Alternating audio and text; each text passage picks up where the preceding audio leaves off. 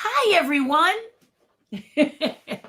What's up? What's up? Welcome, YouTubers. I'm Terri Hardin, Walt Disney's legendary Imagineer.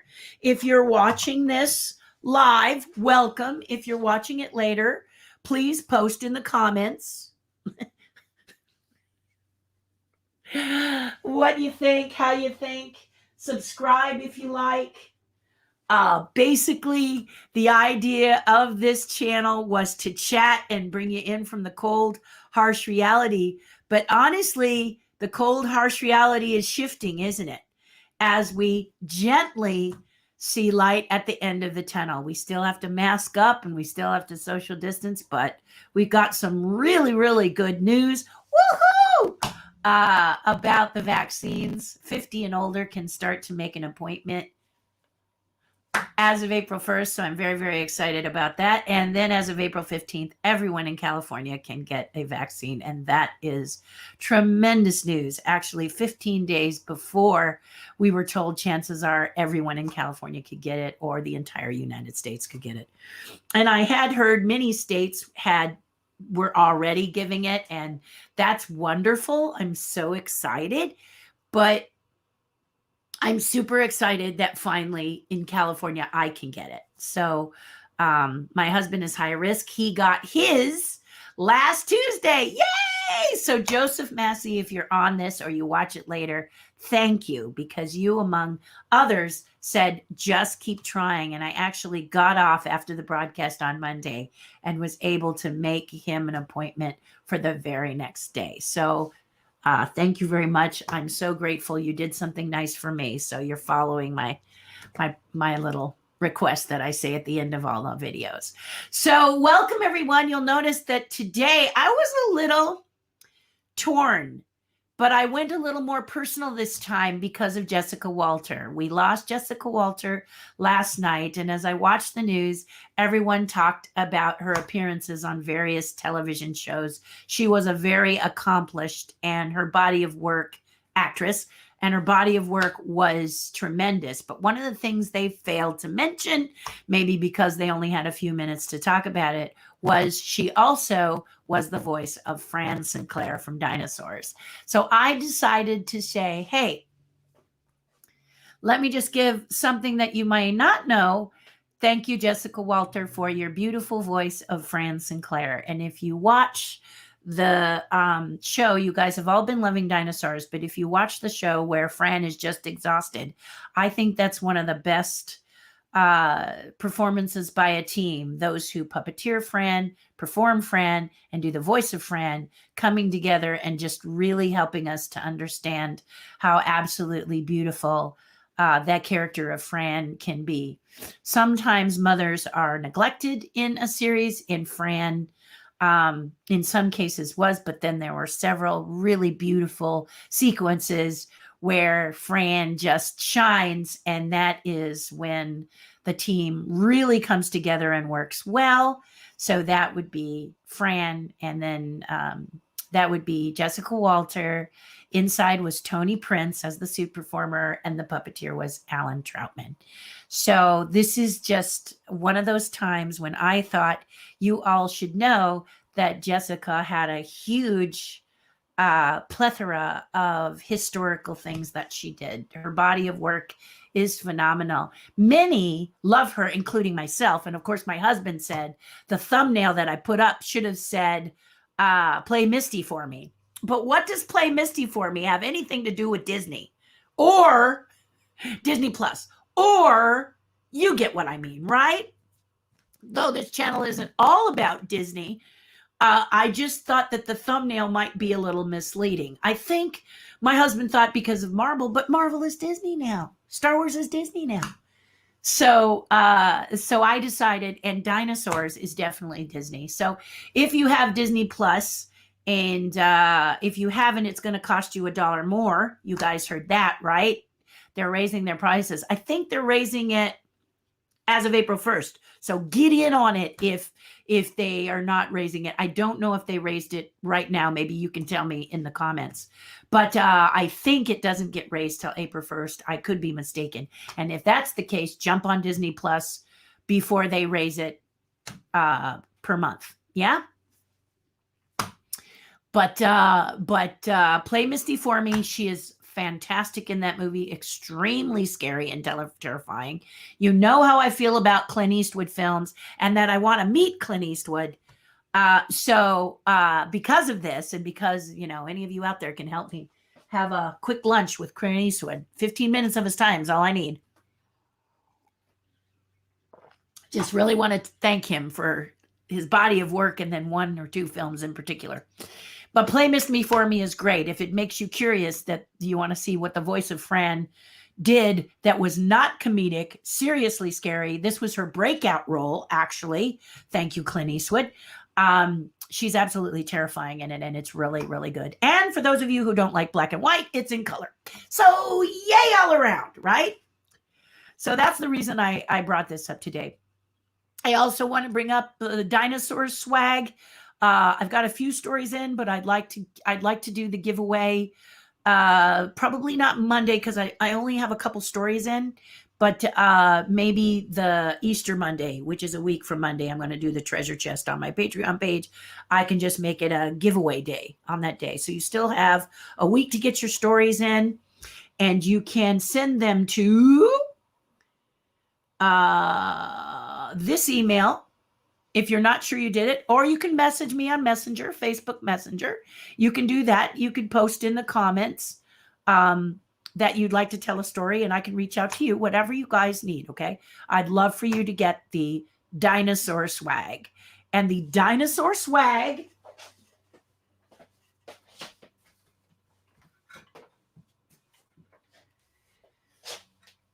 now, you're not all obligated to get to enter, you know, because this stuff is from the 90s.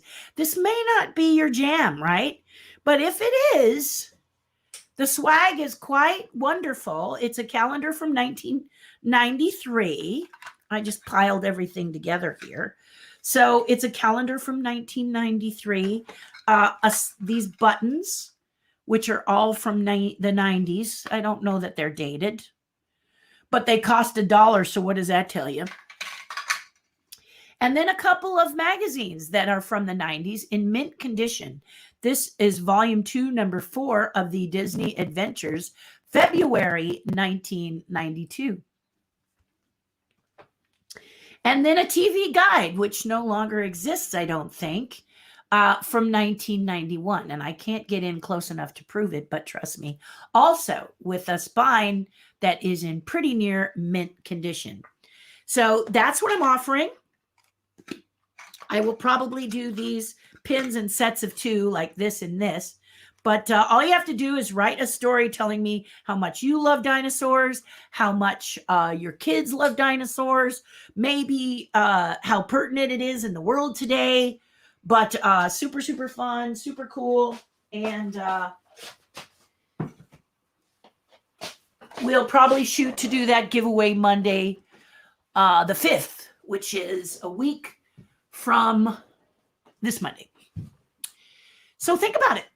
See what you think. And then finally, the and more from the thumbnail is about Disneyland, because, oh my goodness, Disneyland is in the flippin' news. Whoa, it's really been in the news, hasn't it? And so we'll talk about that today. And if you have questions, feel free to post them in the comments. I'm opening this, but that's not what I want. I wanted to get my questions from you guys and from Leo. He always gives them to me. And then you guys, like I said, can put them in the comments if you like.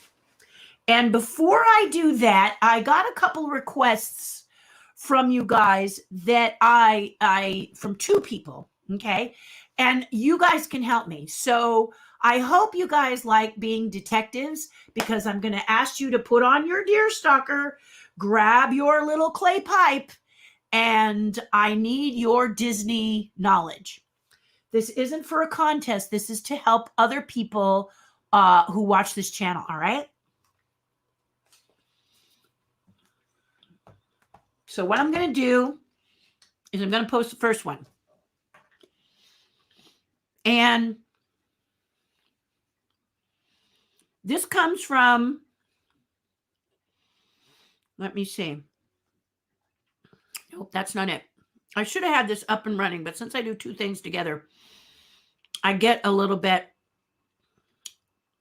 sometimes I don't do anything perfect. Okay, so I'm trying to find the message. I wrote it down, but of course now I can't find it. Good grief.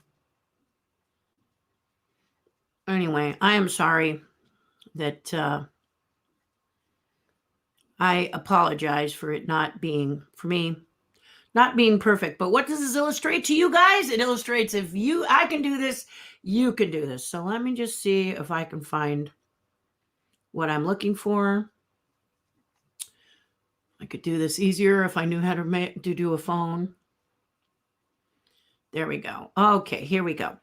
So the first thing I want to show you is from a young lady named Robin. Robin bought a print. I believe it's a print. And I don't know if it's an original or not. But anyway, she's got a challenge with the title of said print. So what I'm going to do is I'm going to put the print up.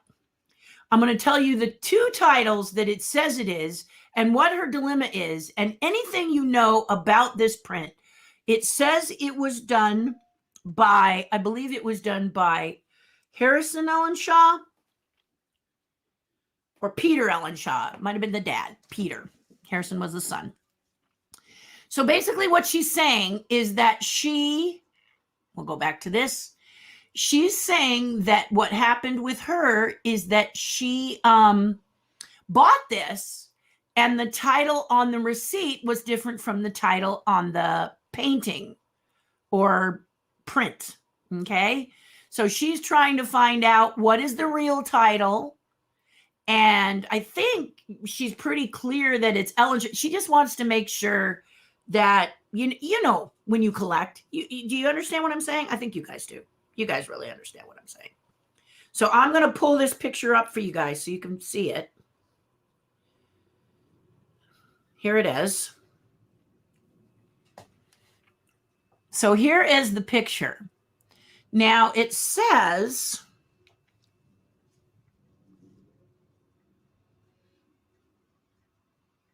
From Pooh's Garden by Peter Ellenshaw. Looks like it's a print. Okay. So there it is. It's very pretty. Y'all know Peter Ellenshaw, right? So here it is. Now, she told me the title was different.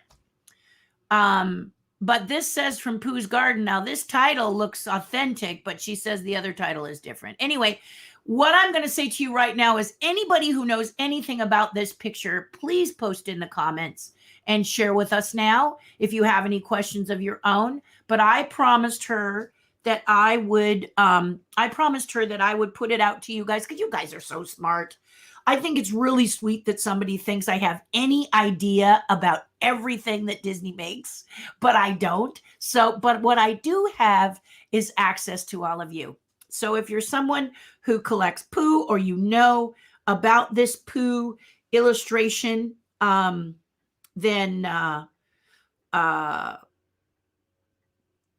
it's good. And let me see. She wrote me again to say, the print up discovered the print title was not the same as the one that she purchased, I guess. She purchased a different title. And so I was trying to see, let me see if I can find out what the other title is that she said. The scene says From Pooh's Garden, but her print is a picture of Pooh and Piglet walking to the woods. So that's why she's confused, right? She looked the title up on Google and it doesn't match the print. So that's what she's asking. So again, I will show you, pardon me. Again, I will show you Robin's print. And that's what she's saying. It says From Pooh's Garden. It could be right. I don't know. But From Pooh's Garden, but she says they're walking through the woods. She says it doesn't look very gardeny. That's what the real deal is. So I promised her I'd do a shout out to y'all. And if you know about this, and I'll look in the comments in a little bit if you know, but if you see this, then let me know if you know what this is. Okay. I really appreciate your help, but we're not done. Believe it or not. Detectives, keep your deer stalkers on. We have one more thing that I need to ask you about. Okay. Yes. Let me just find out. Okay, so I get a message from my friend Richard Barnes, and he got something. The guy sold it to him, told was from Rolly Crump.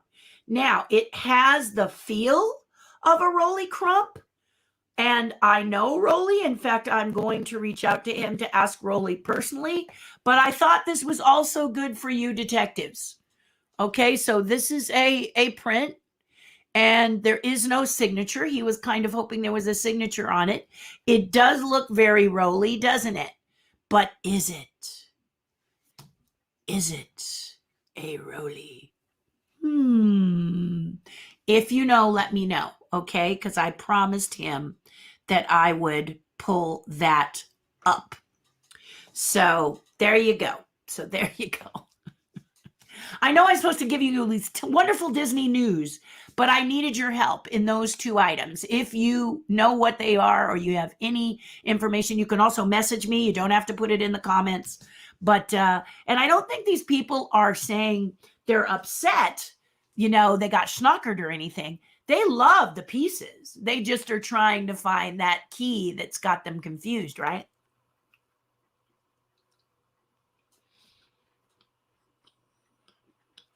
Forgive me.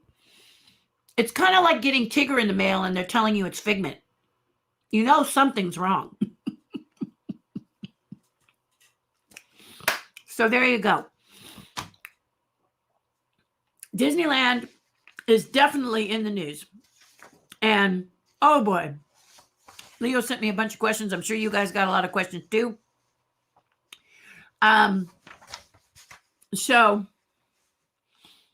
So there's a lot of cool stuff with Disney in the news. So many of you heard that Disneyland is opening on April 30th, along with many other amusement parks. Magic Mountain said they're opening. I think they're going to try and open around the 1st. But many amusement parks are joyfully scrambling to get ready to work. And of course, we all are focused on Disneyland, aren't you? Don't lie. You are. Now, one of the restrictions is California only. And I know that this is very stressful for those of you not in California, because if there's one thing that probably hurts a bit more is when everybody is restricted, everybody is restricted. And when you are restricted, it feels personal, doesn't it? But I'm sure they'll open up to the rest of you as soon as they can. Here's the situation that has happened, though. In the beginning, when we were in the red tier, which we're about to go to orange next week if all goes well, and I'm going to just speak it as far as COVID-19 and the pandemic is concerned. They were told outdoor rides only. So many of us thought about, well, is that going to be fun at Disneyland? And I encourage you to try, if you've been to Disneyland. I just assume everybody has. But if you've been, post in the comments a ride that's outside. I'll start you. Teacups. This happened on my Patreon Zoom call. And my tribe, which if you're interested in being a part of Patreon, you can go here, my Patreon page. See how I segued into that? Aren't you happy that I did that? You go here. Check it out. You can be a part of our tribe for $5 a month. There's more if you want to contribute more. But the part is for $5 a month, you get a Facebook Live before this one every Monday and Friday, and we have a Zoom call every Wednesday, like every Wednesday, guys, at 11 o'clock. So what happened on that call was that we all started to talk about Someone had mentioned there's not a lot of outdoor rides, but as we thought about it, there are. Now, they thought teacups was not really a good option for those of you like me that get motion sickness. That's really not going to bring you into the park. But you've got Storybook Land and many others. So if you want to play this little game while we're here, name some outdoor rides that are there. And I think you will notice there's quite a few. Now, there were some questions that were brought up. And my tribe is quick thinking. So one of the questions was, how does Big Thunder fit into this? Because it's mostly outside, isn't it? Does it qualify? How will people sit? Etc., etc., etc. So this is one of the things I thought you might join in the fun and talk about outdoor rides. However, as of just a couple of days ago or yesterday, and I think Leo and I are on the same page of this, because we're going into the orange tier, Disney may get looser restrictions. And what does that mean? Okay, so Leo has put in a few things and we will explore together, because things are happening so fast with Disney that you're just like, whoa, wow, right? And you all heard that Disney Plus is going up $1. They're raising their prices $1 per month, and their yearly is being raised as well. Well, you can figure that that is probably because they're trying, or they're working to recoup a lot of the losses that they had with the park. So they know you guys love Disney Plus as well as I do, and this is a way that they're doing it. So yes, they are raising it $1, and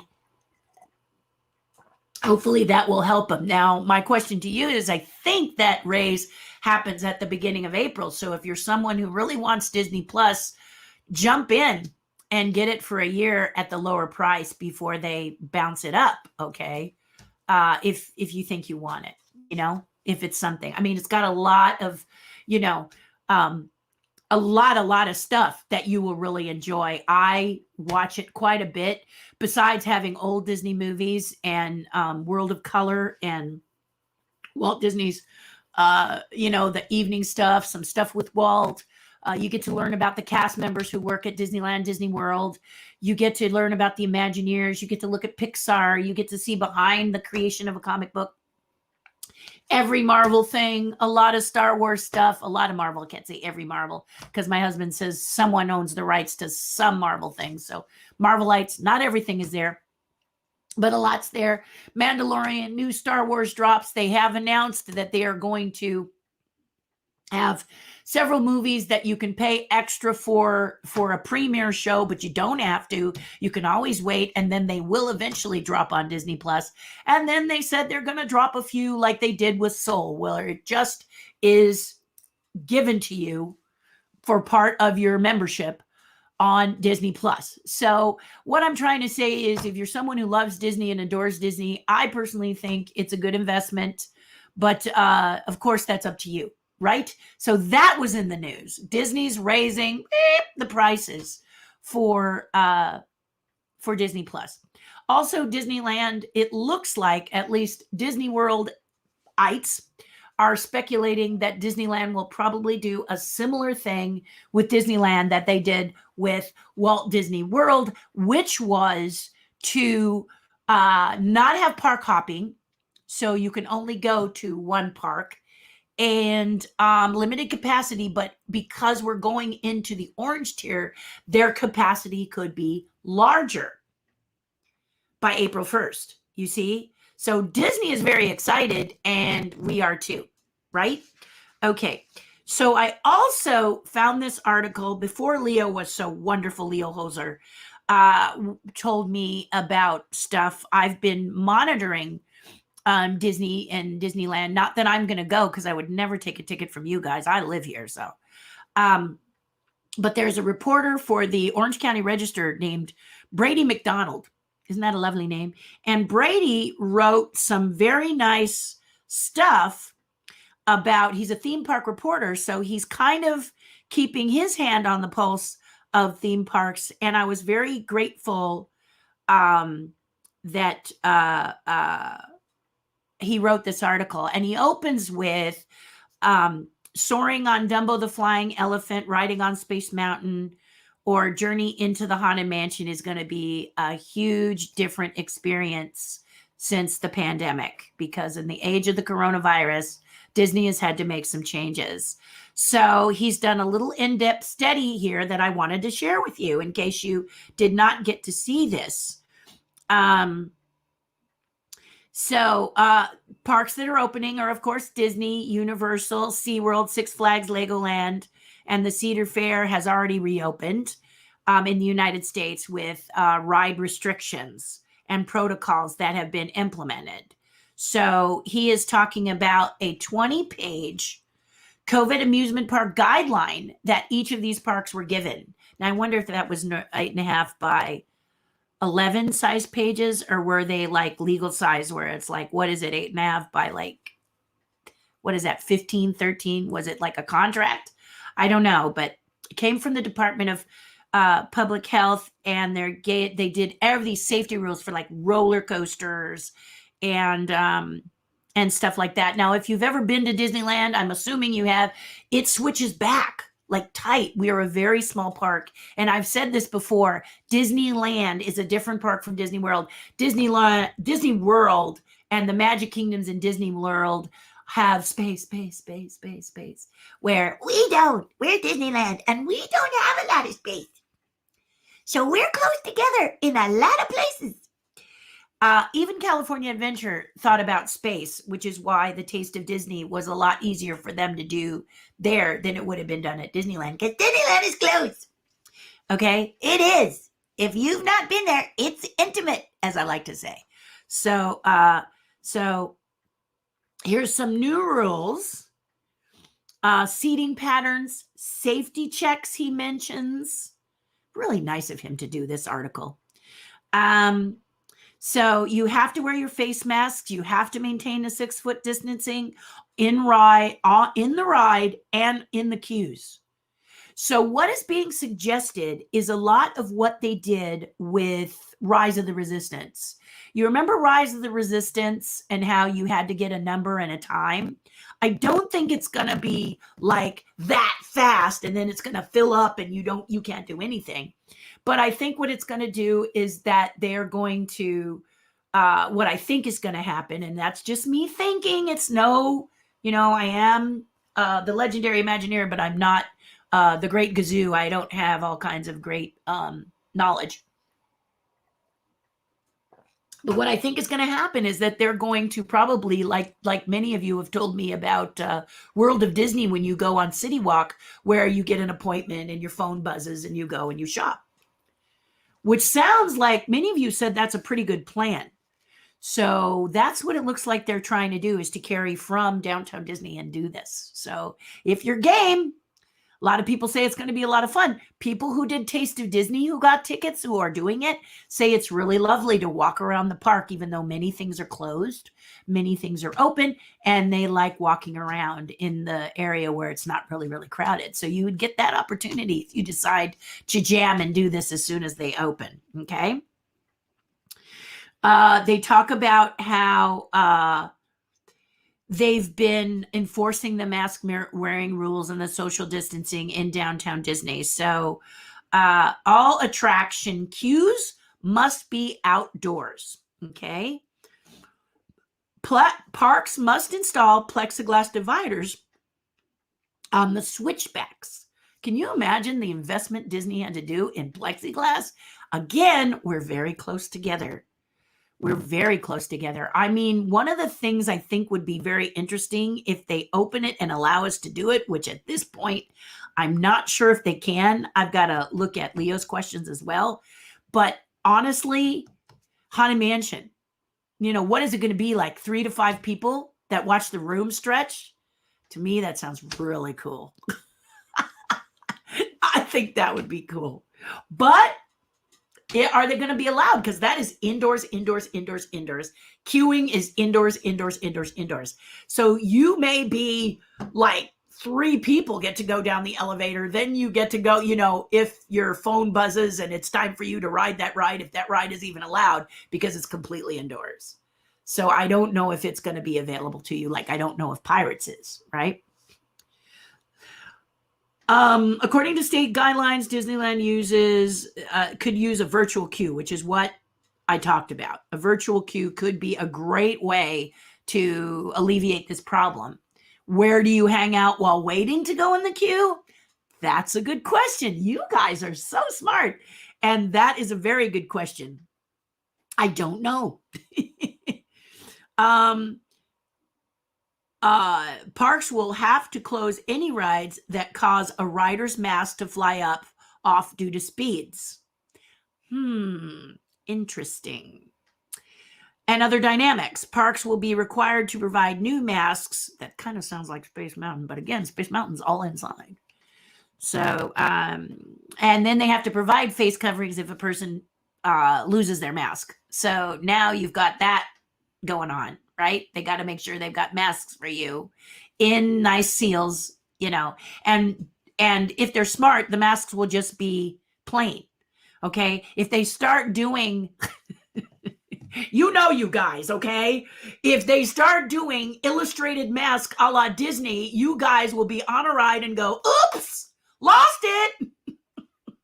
So you can collect the Disney ones. I know how you are. So hopefully it'll just be a plain normal mask. Note to Disney, don't make it collectible unless you're planning on selling it, and then you can make it collectible. Otherwise, if you're handing out cute masks with Mickey or Minnie or Dink on it, danger, danger. Because I know you guys. Okay. Under the guidelines, seating on rides and attractions will be by household groups. Riders from different households 6 feet apart. Okay, that kind of is a no-brainer, isn't it? Every other ride vehicle or by rows. Yeah, so let's talk about that. Let's say Thunder Mountain is okay because it's 80% outdoors. So they go, okay, that could work, except you could lose your mask on that attraction. So it might not work because of the mask. See what I mean? Now you see why these amusement parks are challenged in opening. There's a lot of things they have to think about. Yeah. They're talking about at the Magic Kingdom. Rows have been left out. Small World, boats, Buzz Lightyear's Space Ranger spin has been left empty to maintain social distancing. So that's what I'm talking about. If it's an all indoor ride, you could be challenged. But the rocket ships are outside. Okay. Can the masks fly off on the rocket ships? Dumbo's outdoor ride. But can the masks fly off during a Dumbo ride, as mentioned here? So Disney's got to have like that checklist. Check, check, check. So again, if you're just joining me or you're joining later, feel free to post in the comments an outdoor ride. Because I think you'll be surprised how many outdoor rides Disney actually has that are pretty doggone cool. And with less capacity, you get to ride it in a way that nobody has ever gotten to ride it before, unless it was grad night.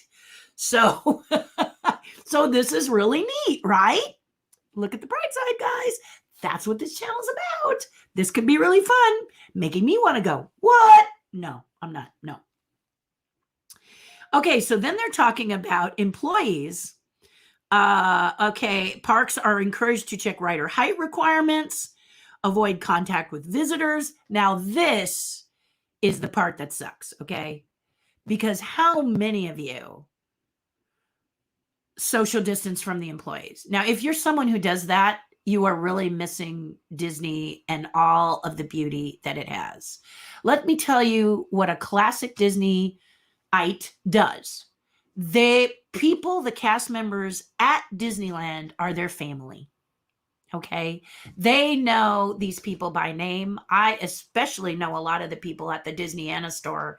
And I used to know everyone up at the gallery before it became the Princess Suite and they all went to the Four Winds. But we know the people. We know the piano players. We know the barbershop quartet.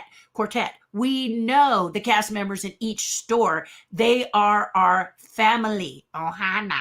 So, can you imagine distancing from your family? It's been hard enough. Now you got to go to Disneyland and you're so excited to see, name your favorite cast member. We'll use Maynard for now because everybody loves him. But my point is that you just want to, and then, right? So that kind of sucks, but at least you get to be in Disneyland. So guys, do your discipline mantra and air hug, okay? Keep the distance so Disneyland stays open. Because when it does open, it's going to be up to you, Disney Scouts, Mickey Tears. Shouldn't say Mouseketeers, you'll get it confused. You Mickey Tears, you Minnie Tears, you Tinkites, Tinkerbells, all you guys, you know, this is going to be your job. You get in early. You have to lead from the front. You have to show everybody how fun it is to do it the Disney way for now during this coronavirus situation, okay? Because the sooner we all do, the more the park gets to open. And these rules that I read came before I got the article from Leo, but we'll go through that too together, okay? All right, but how fun. You're going to have these high-touch surfaces, handrails, lap bars, seat belts, over the shoulders have to be regularly cleaned and disinfected. Holy cats, that alone is going to hire more Disney people. I can't even imagine it. I mean, wow, I'm excited. But wow, same goes for controls, buttons, switches, dispatch panels, frequently touched by various employees. So yikes, okay? So that's the bit that I collected for today. And now we're going to take a look at what Leo collected today. He says, let's see. Let's see what it says. Disney's recent first quarter earnings call, financial officer Christine McCarthy said the company was able to make a net incremental positive contribution from guests who visited the parks that were open despite reduced capacities. Are you surprised Disney can still make money off of parks at reduced capacity? Are you surprised? Many of you own a business. You know that they may have profited, but if they can make it on smaller numbers, is it dawning on you how big their profit actually is now, guys? Yeah. What does it say about Disney and what does it say about park guests? What it says is that park guests are saying it's not a place they can take their family of 6 unless they have put a jar in the middle of the table and saved for 7 years. You know, it's not easy. It wasn't easy. And now, you know. But here's what I know about that. If you keep going, despite the price hikes, Disney has no reason not to hike the price. Correct? And you guys will keep going, you know. I have to be honest. I continued to pay the pass mainly because I want to come and see you guys. But I will think twice if they don't give me parking, because having to pay for parking really annoys me. Really annoys me. So I want to pay for it all inclusive in a pass. I don't want to worry about mumbling and jumbling and trying to pay for parking and then mumbling and jumbling and paying for the Disney ticket and blah, blah, blah. So I hope they get all of that sorted out, because I'm not really eager to have that experience of paying separate and paying separate. With Disney and Disneyland and Disney's California Adventure opening at 15% capacity, what do you think that will look like? How quickly do you think Disney will be allowed to bring attendance up to 25% capacity? Now, I will say this questionnaire, he gave me an addendum today, so I'm going to look at that. But this is what I was talking about, guys. It looks like if we go into orange from red in the pandemic, meaning that we're really fighting the good fight, getting better and better with each and every step, that Disney can go to 25%. They will not do 15. They'll do 25. Disney will do as much as they can. And that's good news for you guys, right? As long as you social distance and you play by the rules. Okay. Don't be one of those people that won't play by the rules, because you've got to protect your family. And your family is Disney. You've always told me that Disneyland is your family, Disney is your family, so protect your family. Okay. Okay. What else do we have here? So that's how quickly I think it's going to happen, like next week, before they even open. Do you think Disney will be able to enforce the California citizenship requirement of probably open? They have to. They have to. So the question is, do you think Disneyland will be able to enforce only Californians going when they open? Now, here's the thing. There's many a slip between cup and lip. Okay. So they're not opening on the 1st, Disneyland. They've chose the 30th. Now, this wasn't something that was on a dartboard and Disney went, what date? Right? What they did was they probably listened to the reports. They see the trend of us. We're actually going this way. If people behave during spring break and we don't have another spike, heaven forbid, and I'm going to speak that we don't, please.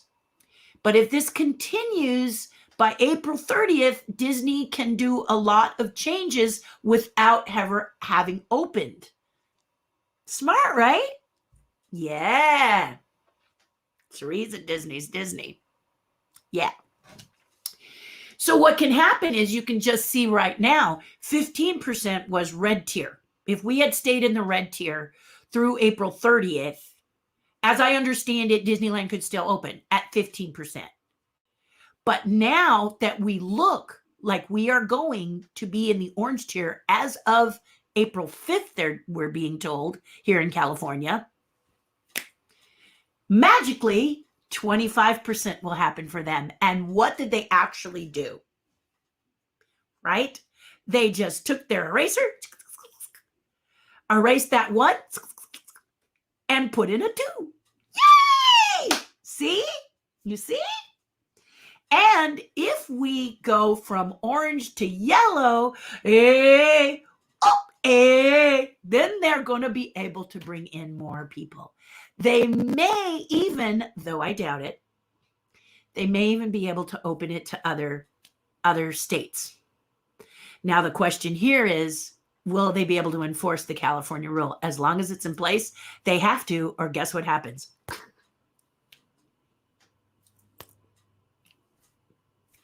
Okay.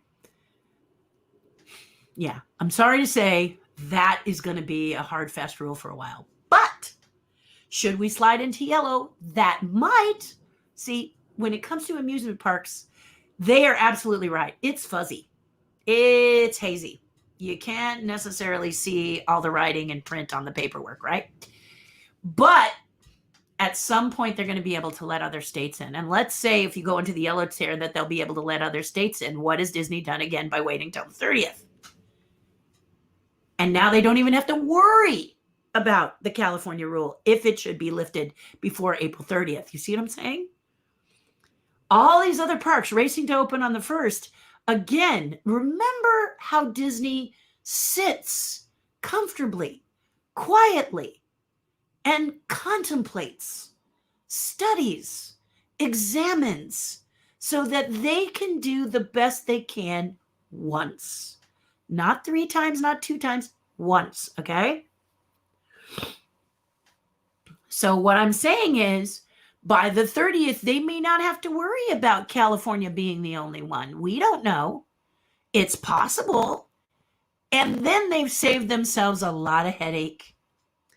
So sitting back and waiting till the 30th, yes, for us, it's 30 more days, but that's light at the end of the tunnel, right? So, wow, it could be a super califragilistic couldn't it? Absolutely, guys. I mean, this is why I share stuff like this sort of analysis like this, because when you're planning stuff for you in your business or your life, it's sometimes good not to run into it, bounce into it like a tiger, but take your time, think about it, evaluate it, and see. Because Whoa, wouldn't it be lovely if Disney didn't have to worry about the California rule?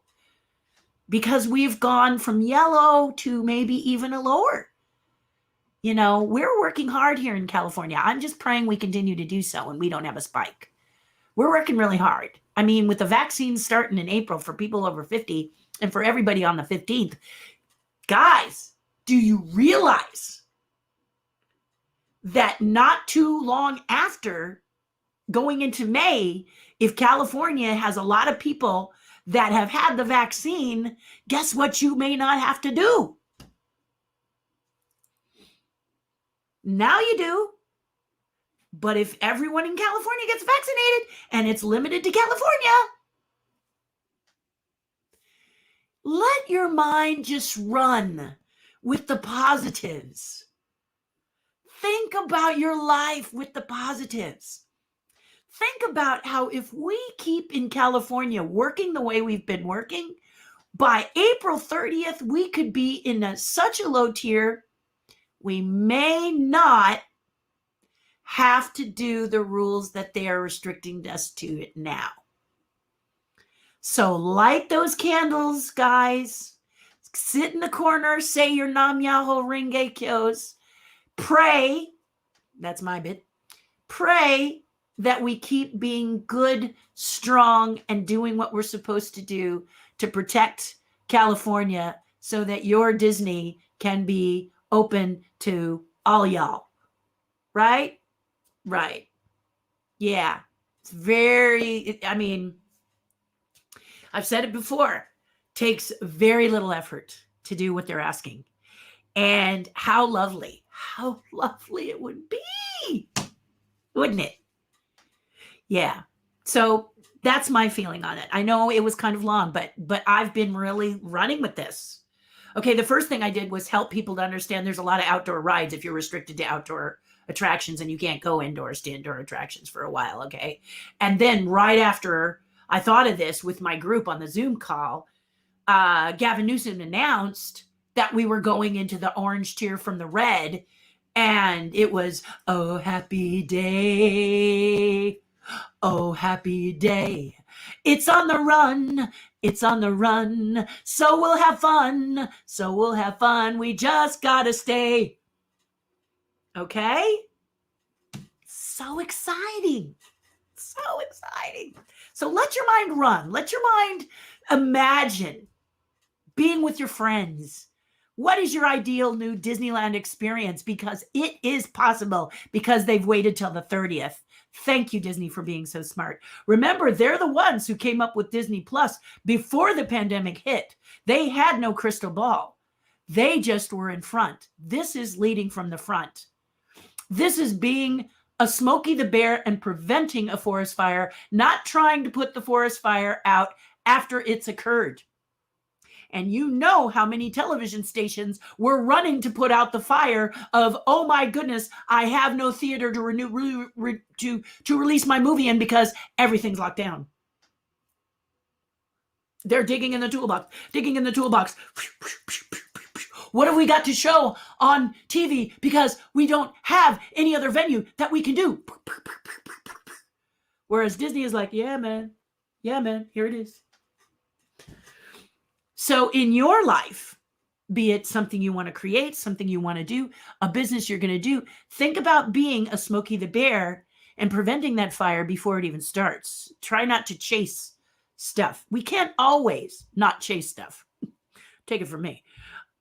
We can't always see, but if you do this plan, it's really good. And I'm going to thank my friend Davey, because years ago, I met an amazing man named Davey, and Davey is the one who used the analogy of being a Smokey the Bear and putting out fires. Davey, brilliant guy.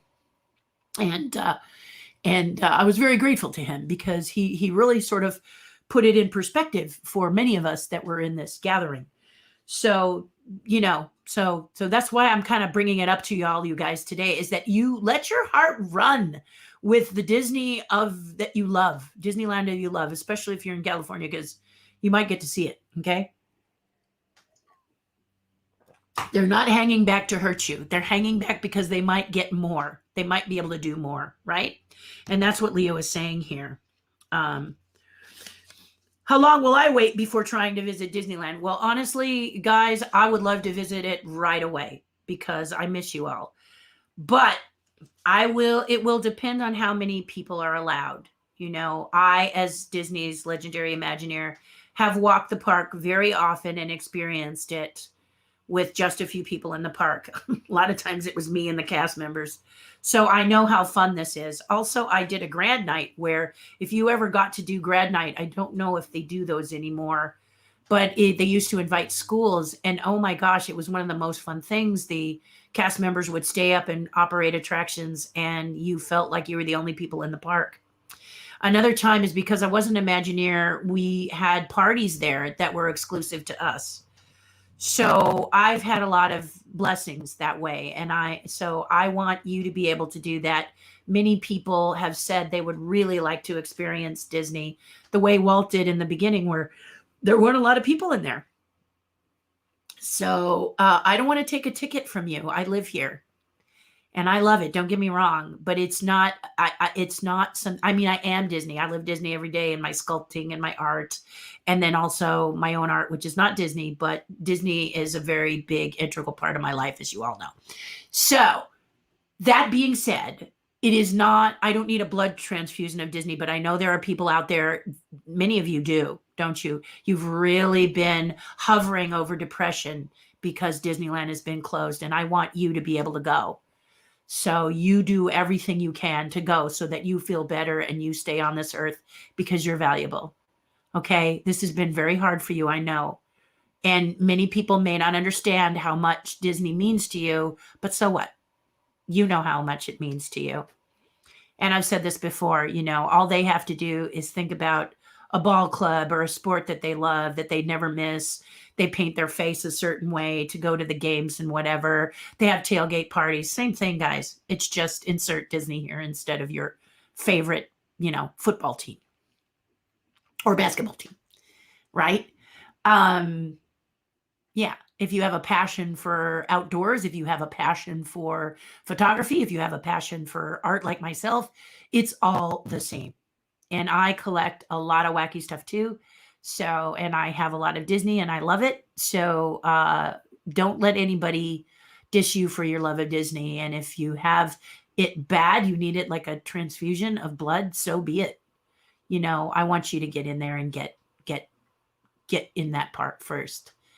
Many of you know my friend Dusty Sage of Mice Chat. I really believe he's probably going to be one of the first to go through because he's media. And so I would suggest that if you don't get a ticket, be sure to observe the Mice Chat group, because he will be in and he will be broadcasting live and he will share with us what the park looks like, and we can watch vicariously through him and the Mice Chat website. And they're very good. And so if you can't, or if you're not in California, look up Mice Chat. They're wonderful and you can experience Disneyland. Okay. All right. So let's see about this news flash. I think this was the news flash that he gave me. Let's see. Thursday, March 25th. No. Here we go. This is the other one. Okay. Because I want to grab the ones.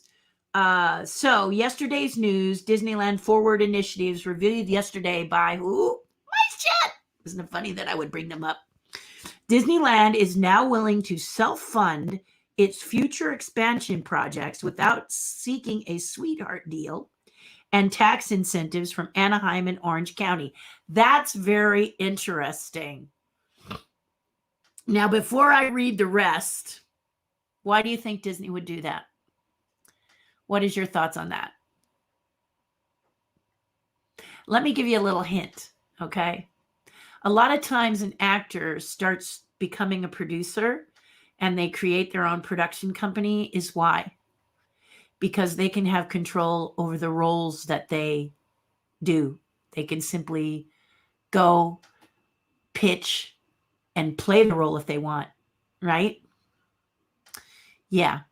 So if we apply this to Disney, I would bet that Disney has a caveat. I haven't read it yet, but I would imagine that Disney has a caveat, and that caveat is we want more creative control. If we do this for you, we want more creative control over what we do. And despite what Anaheim has been saying, they have been a bit of a thorn in the paw of the Disney lion. And they have thought of Disney as a bit of a thorn in the paw for them. So full disclosure, they both had their reasons. But I remember when I did run Disney, Anaheim was completely inflexible as far as the half marathon. Boy, if Disney didn't pull up those stakes at 1 o'clock on the dot, Anaheim had a conniption fit. So it wasn't necessarily a bed of roses for either party. So it's interesting now that we have the pandemic and a few people realize some things, right? That they're kind of behaving a little better, maybe? Yeah. So let's say what Leo says here. In exchange, Disneyland seeks more flexibility, more creative control, and self-determination in how it uses its existing land in a new dynamic multi-use way. Creative control, right? You can sit there, and if this is what you guessed, you can say, I know my park. Check. They identified several small areas in both Anaheim parks where an attraction, shop, or restaurant could be added, as well as a couple larger parcels. That sounds exciting, doesn't it, guys? Yeah, new smaller footprint, multi-level parking garage would replace the Toy Story lot. Well, you know, here's the thing, guys. When they first talked about doing a giant parking structure at Disneyland, I was like, oh, please no. I got to tell you, I'm not a fan of parking structures until the Imagineers came up with the Disney parking structure. That has got to be one of the most brilliant parking structures I've ever seen in my life. And I wish other parking structures would follow them, would follow suit. Just take a look at the parking structure Disney did and do the same, because so much less of a pain the way Disney has got it laid out. It's just brilliant. And of course it is. Imagineers are in there doing their thing along with Disneyland construction people. I'm telling you, it is brilliant. So that would be great, because Toy Story, people love the Toy Story parking lot. They love the close vicinity to the hotels and the gates and stuff. So a structure would be lovely there. As long as it's not too high and it obstructs some of the views that the hotels have, because the hotels love their views. But we'll see. You can have, they're talking about a big hotel or a Broadway style theater and restaurants. And yeah, wouldn't that be fun? That sounds kind of fun. You know, the thing is if Anaheim and that city works with Disney together, collaborating, that could really knock the ball out of the park, couldn't it? But we'll see. If ego plays in it, right? So we'll just pray. So here's some questions. If Disney's choice was between expanding both parks with new attractions or adding a third gate, which would you choose and why? It's a good question. Let's take a minute to think on that. Because honestly, I think the third gate should have been Star Wars Land. I really think Star Wars is amazing, but I don't think it belongs in Disneyland. I just don't. I think you should have left Disneyland. I love Disneyland improvements, but Walt improved Disneyland kind of differently than making it about, movies. Like it was, it was fairy tales, and it was castles, and it was Dumbo. They kind of featured their stories. So if Disney told a story, Disneyland kind of emulated some of the stories they told, and I liked that.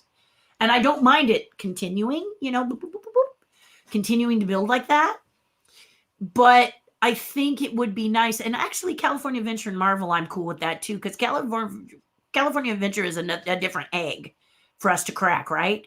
But in Disneyland, I just think it would have been really great if they had created a third gate Star Wars and made it all about Star Wars, because some of you guys are all about Star Wars. I'm not necessarily all about Star Wars, but I'm pretty hooked, right? So this is what I think there. So if they were going to do a third gate, maybe they could do it in such a way that they create a Star Wars land, like, and then they really go all out and immerse us in the Star Wars universe. I mean, wouldn't it be fun to just make the whole park Star Wars? Oh, the ideas that are running around in my head that I could design. I mean, seriously, my head is running like crazy right now because I'm Star Wars total. Oh, I love it.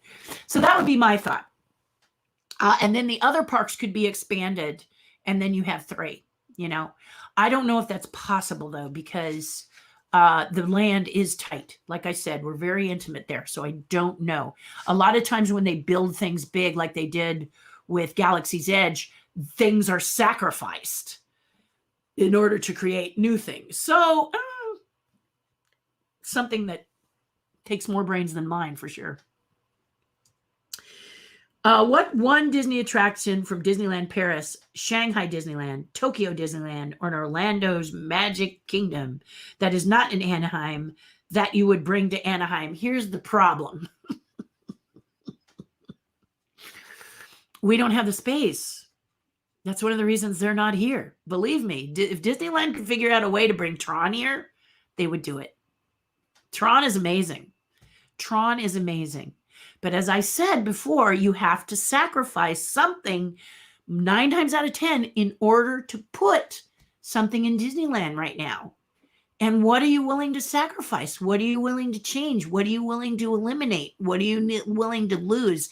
Even though Walt said he likes things to improve and change, that's all well and good. But if you've looked lately, Walt passed away. So now it's up to us as a family to kind of say, what would we like and what wouldn't we like, and let Disney know what direction we would like it to go. Will they listen? We don't know, but if we don't speak, they can't hear us. It's kind of like not buying a lottery ticket and expecting to win the lottery. You got to speak up and you got to say something if you want it. So this question is a great question. But the reason a lot of these places have these attractions is because they have space. The one ride I would love for you all to experience is Pirates of the Caribbean Shanghai. But that ride is so large, it won't even fit in Florida. And Florida, Orlando, has a lot of space. But that is one holy cat's magical ride. The boat is absolutely ugly. Looks like a cereal box laid on its side and the side ripped off. Could have used a little more design there. Just saying. But the attraction is amazing. The attraction is the perfect balance between audio animatronic practical characters and creatures to CG. The perfect balance. Like a fine wine and a good cheese, guys. I mean, whoa. Yeah, whoa. Like a good beer and a yummy pretzel, even though I don't drink beer. But you know those pairings. You know how, like Little Remy, you have the right pairing. You go, oh, and musical notes happen. Okay? Yeah. That is my favorite ride in Shanghai. I rode it probably 3 or 4 or 5 times. So I'd love for both parks to get that, but it's too big. It's too big. Only Shanghai could house it. Only China could house it. So you got to go to China. Okay. Hong Kong has a really cute little ride that I fell in love with that is like the Dumbo ride, except for its little flying saucers. Kind of like you might imagine the little saucer guys from Toy Story sit in and fly around. I love that. I love that ride from Hong Kong. And also one thing that Disney could do that I really enjoyed at Hong Kong Disneyland, what I think I mentioned it before, are the pop-ups.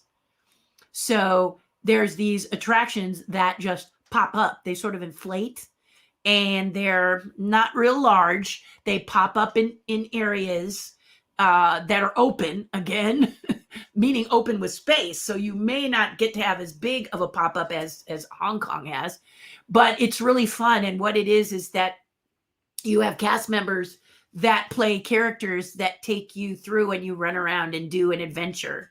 The one I did was the Marvel adventure where they were looking for that stone that's in that hooky thing from Thor, and that I can't remember all of these people. Not my jam, but it was a special stone that was in that bladed thing. And we ran around trying to get it before the bad guys got it. And we were in groups, and we had team leaders that were cast members. And we met the Russian girl, and we met Hawkeye, and we met Thor, and we met the Guardians of the Galaxy, and they were all helping us to further our mission. And it was just so much fun. And the ride, or the attraction, it's not really a ride because you're running through it. But it was really cool. It was really, really cool. And apparently these pop-ups happen at Hong Kong Disneyland all the time. And just so fun. Just so fun. And I think Disneyland and Disney World especially could do that. Because it's like, it's like those inflatable tents that you have at like a Maker Fair, or these fairs where you go in and there's something happening inside. And it was just really fun. So I think that would be a real fun thing that all the parks could enjoy. Yeah,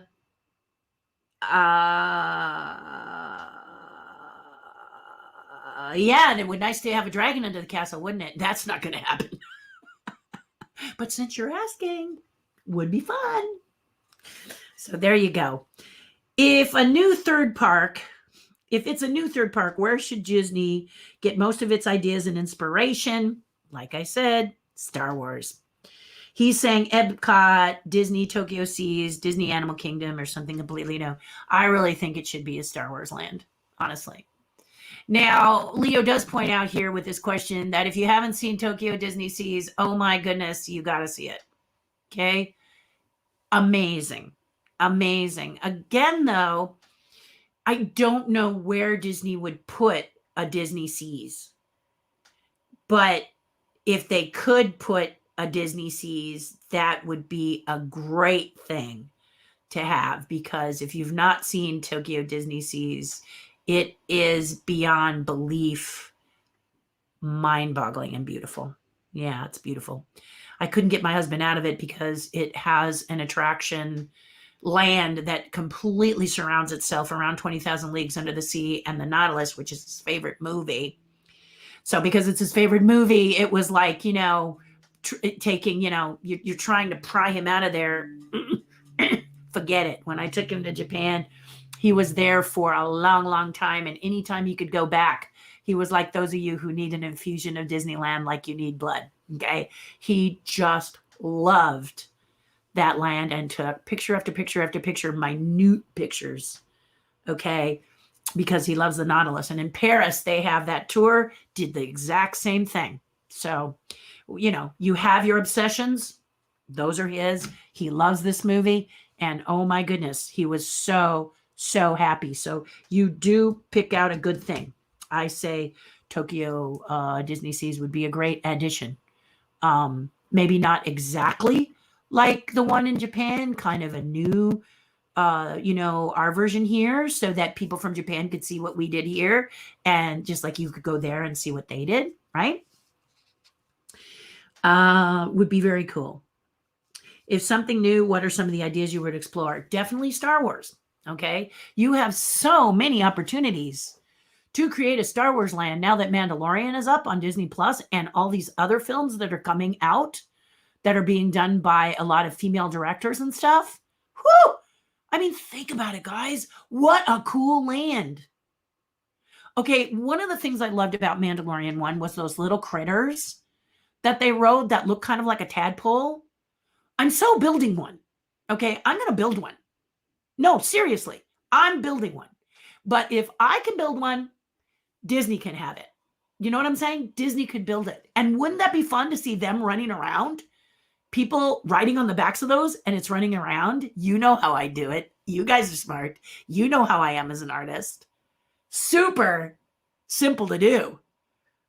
I really should make one of those. And then I just film it so you guys can see what I'm doing. And then you can copy me and you can make one too. And you have one of those cute little animals in your house.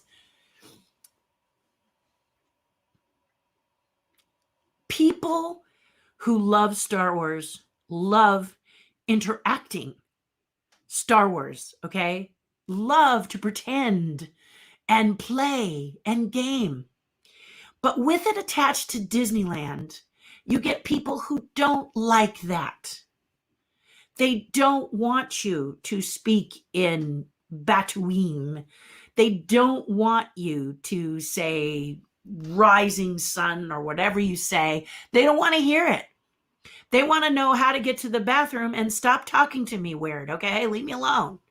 Because it's not their thing, you see?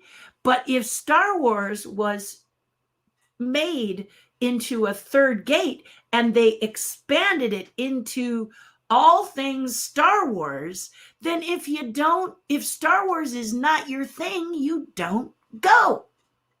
Now, you don't have to go now, but people still do. And then they get angry. And what happens is when Disney gets 2 or 3 complaints, this is what happened with this. Those of you who are fortunate enough to go to the early viewings of Galaxy's Edge, you know that you were interacting. You know that there were these, the lightsaber thing was a secret base where you had to hunt for the entrance in order to build the lightsaber. But that's not the case anymore.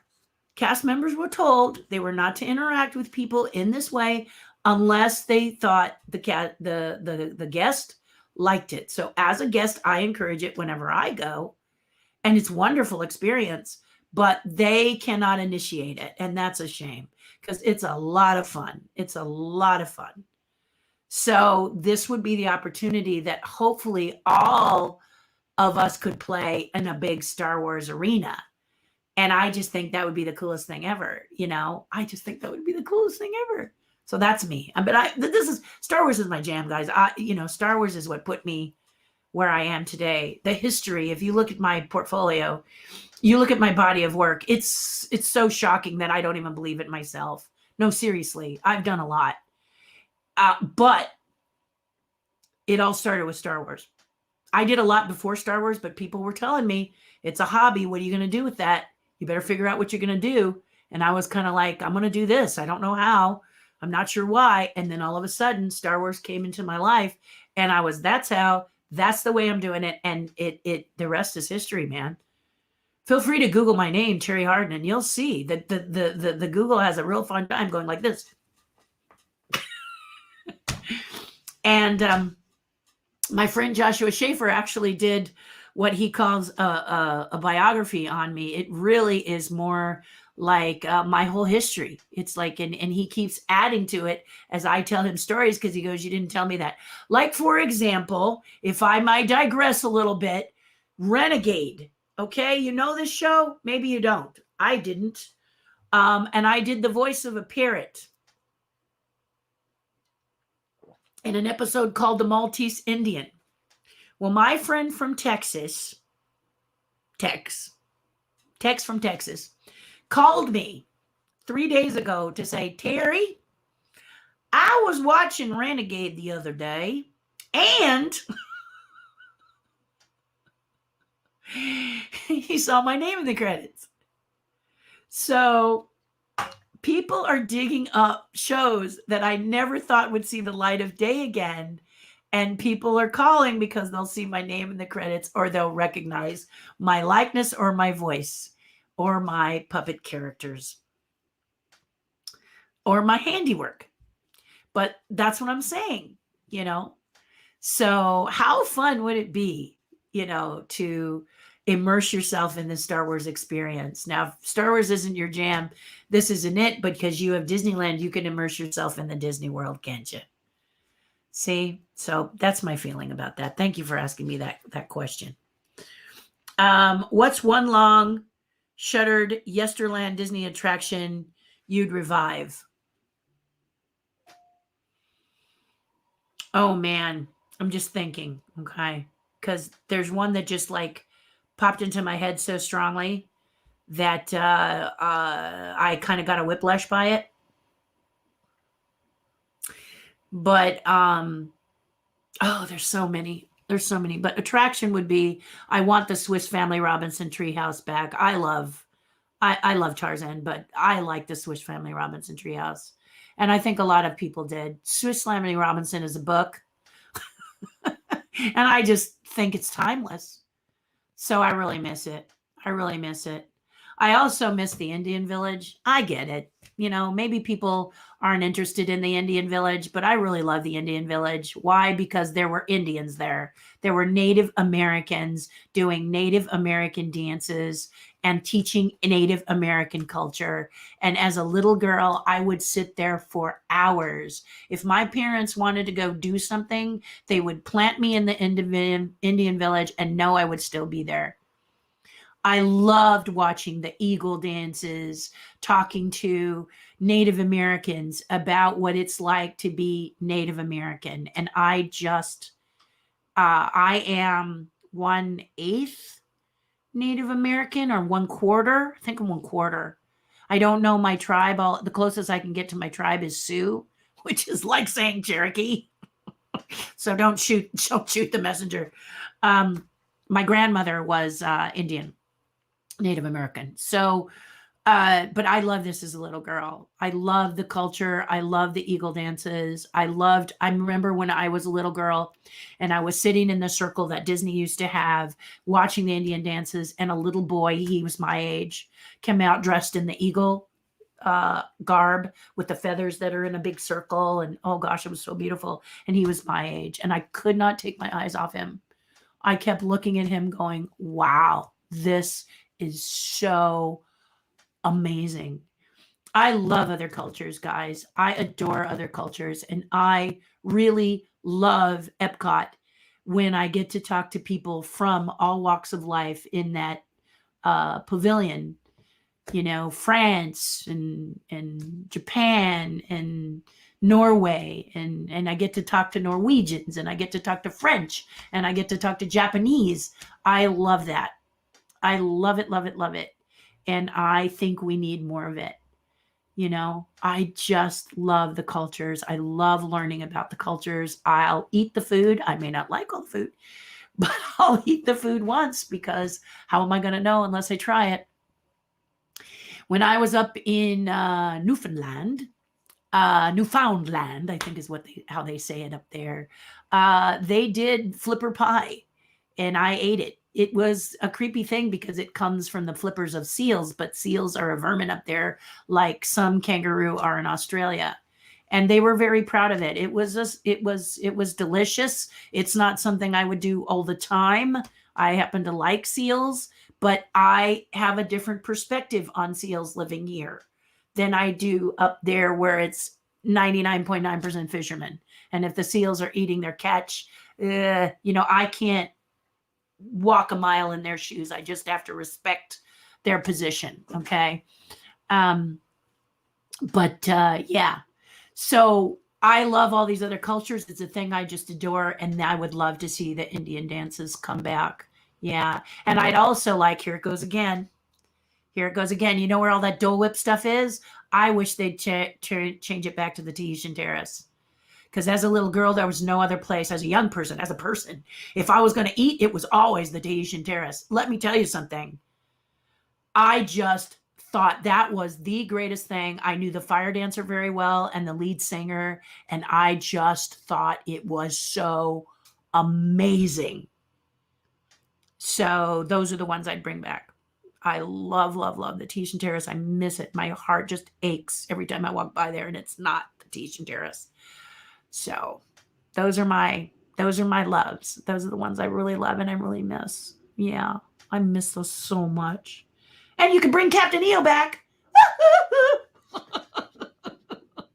Anytime, Disney. Really easy. Just saying. There, I have an agenda. But I would love that. I would love that. Okay. Are you hopeful that Disney plans might give you another opportunity to work as Imagineer? Oh, they've given me some opportunities, guys. I may not always talk about them, but they've made offers. I've just said, no, thank you. No, seriously. I'm in a position where when they need me, I can go, or I can say no. And sometimes I say no. That's all I'm going to say on that. But yeah, if they need somebody, they usually do reach out. Yeah, they haven't lately because it's a pandemic, but I mean, yeah. And I might reach out to them. See, here's the thing. I love being an Imagineer and I love helping them, but my situation is so nice because I don't have to stay long. Many of you want to be Imagineer, be adopted, and the rest of your life want to be in that umbrella doing that thing, which I like it too, but I'm also 63. And I've got a lot of stuff I'm doing on my own, and they so far are being so good to me that I just like the way things are. Yeah, I'm pretty comfortable. Yeah. Being the Imagineer that I am and being able to come here, get away. I like that. It suits me just fine. So yeah, I'm where I want to be. Yeah. If I want to reach out and offer my services, I could. Sure, I could. Yeah. And I might when things gear up, once I see what kind of shows or whatever, they might reach out and say, hey, we are going to do some Star Wars stuff. You want to be a part of it? And I could say yes. But at 63 years old, I could also say no. Not because I don't want to, but because I'm 63 years old. Not that I'm old, but, yeah.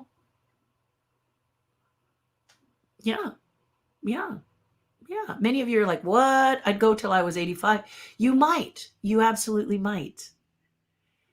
But the situation is I love doing what I'm doing right now. I love it. And I would go in the New York Minute as long as it was short and sweet. I'd love to participate and do that. But as you get older, your desires change. I'd love to work on a lot of the new shows I hear they're doing with Muppets and Puppets. But there are some caveats there, which I won't mention now, but I have some caveats. I'd love to do it if, okay? And I think that happens when you get older. Maybe not. Maybe it's only what happens when Terri gets older. Okay. There's so many things I'm exploring. There's so many things I'm doing. There's so many things I'm learning. And there's so many things I'm able to teach and share with you guys. So, yeah, I'm not done. I'm up to so much more.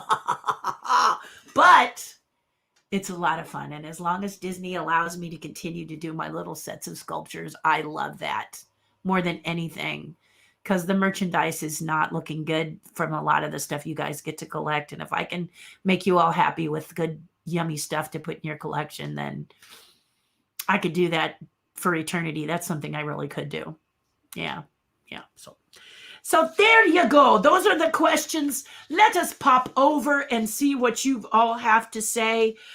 There is a couple of things about the Academy Awards. We can get to that or we can save it for later. But I am really excited. Oh, I do have to say, and Leo is saying, wait, stop. One more thing. We need to talk about space. Space. That Mars is about, the rover is about to release the helicopter. And my husband and I are like this, waiting to watch that. That happens April 6th, hopefully. And we're going to be right there at the NASA channel watching that. We cannot wait to see that helicopter take off. We are just like, so Space Squid's here. Whoop, whoop, whoop, whoop. I love it. If I had not gotten so motion sick, I would probably be an astronaut. I just think space is so amazing. And my husband surprised me the other day with a jacket that's coming from NASA. And it's one of the white flight jackets. And I'm just going to cover it in patches. My arm is patched. My dragon, it's a Dragon one. It's like the Crew One jacket from the Dragon. Anyway. Yeah, I just love space. And I'm so grateful for the NASA channel because I really want to see Earth from space. And I don't know if I'm going to get to other than on the NASA channel. So, because right now to do either of those flights where you get to see Earth from space costs like $200,000, $150,000. And right now, I don't know how I'm going to invest that. But maybe someone will take pity on me and take them with me as their guest. You never know. I can say, please.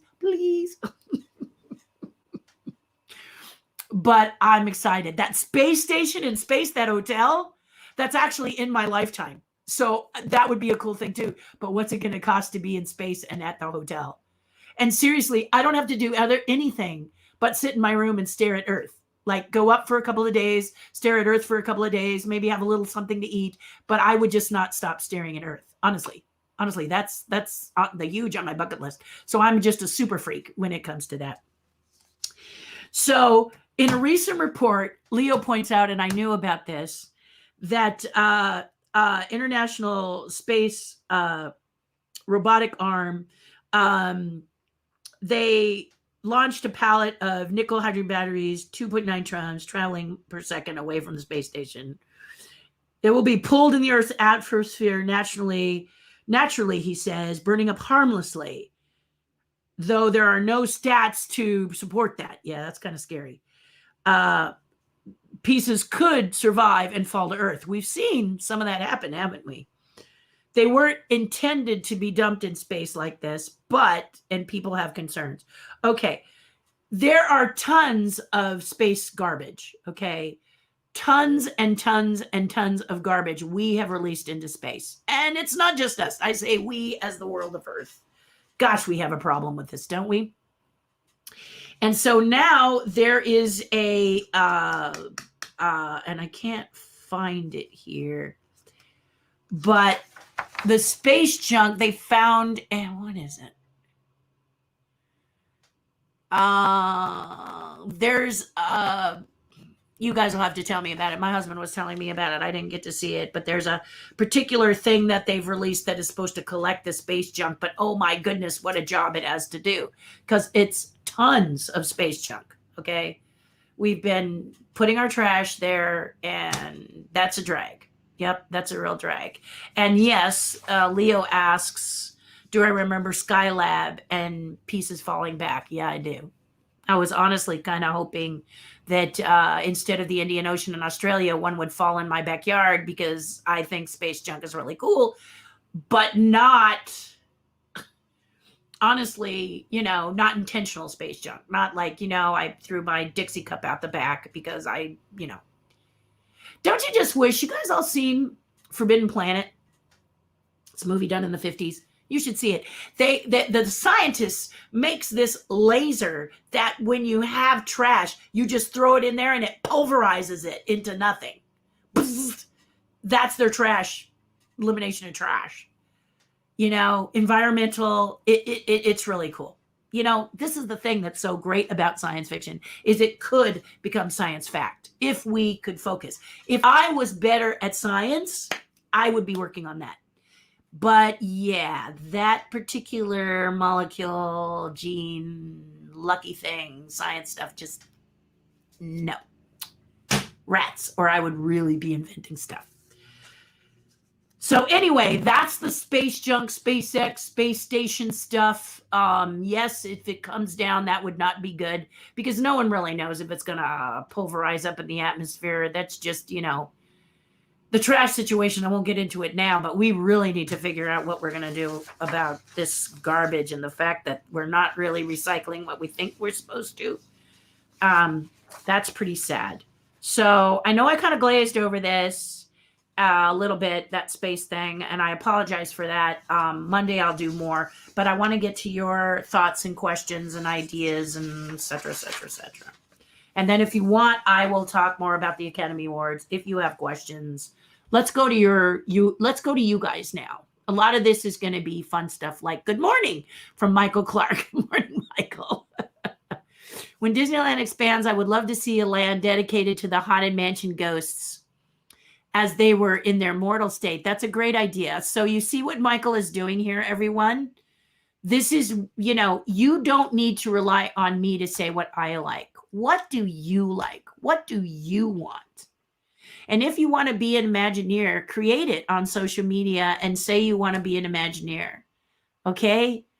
Just, with social media, you can just do it. And I've seen some of you do some amazing things on it. And I marvel when I come across some of this stuff. So keep up the good work and continue to let Disney know that you would like to be adopted by them, because they're listening. Nate says, morning again. Nate is part of my tribe on Patreon. Thank you, Nate. As is Melissa.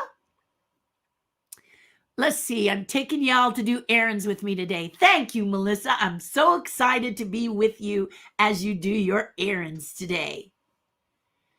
Good morning from Grim Grinning Tracy. I bet you Tracy would like to help you with that Haunted Mansion land. That could be very fun. So many of you love Haunted Mansion. It's an excellent idea. Good morning, Shelby. Happy Friday, Terri and friends. I have a little less wisdom, but I'm here. Angie, you are always amazing. You never miss. Good morning, one and all, says Bob Burdine. Bonnie's in the house. Good morning, Bonnie. We got to go through this front part because I like the good morning stuff. It makes me chipper. Good morning and happy Friday, friends, says Nate. He's probably saying it to everyone in the group, which is good. Good morning. Rose Burdine says, good morning. And she puts a rose at the end. Isn't that sweet of her? She loves flowers. Okay, wait. This one says, I just noticed your Cinderella sewing box on your door. How awesome. Yeah, you like that? Isn't that cute? Yeah. Isn't that cute? You know, somebody, look, let me do this. Somebody gave me that at the last Disneyana fan club show and sale. They gave me that and I thought it was really, really cute. It's just, it suits really well. I don't know if it'll stay there. So, you know, I don't know if it will stay, but it is. It's just adorable. I was really grateful to get it. Jill, sometimes. Hello, Jill. I would adore a Peter Ellenshaw mat.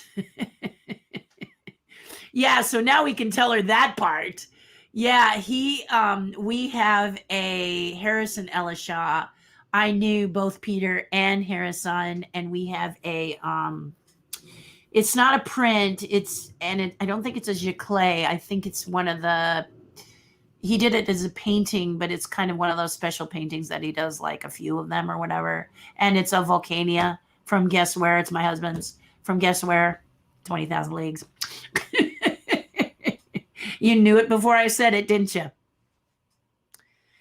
Peter Ellenshaw from Pooh's Garden, Walt Disney Gallery, print framed. Aha. Thank you, Jeff. What I'm going to do, Jeff, is I'm going to take, I just got a message from my friend Sharon, which I was waiting for. So give me a second, guys, because this is rather important. Okay, let's take a look. Ooh.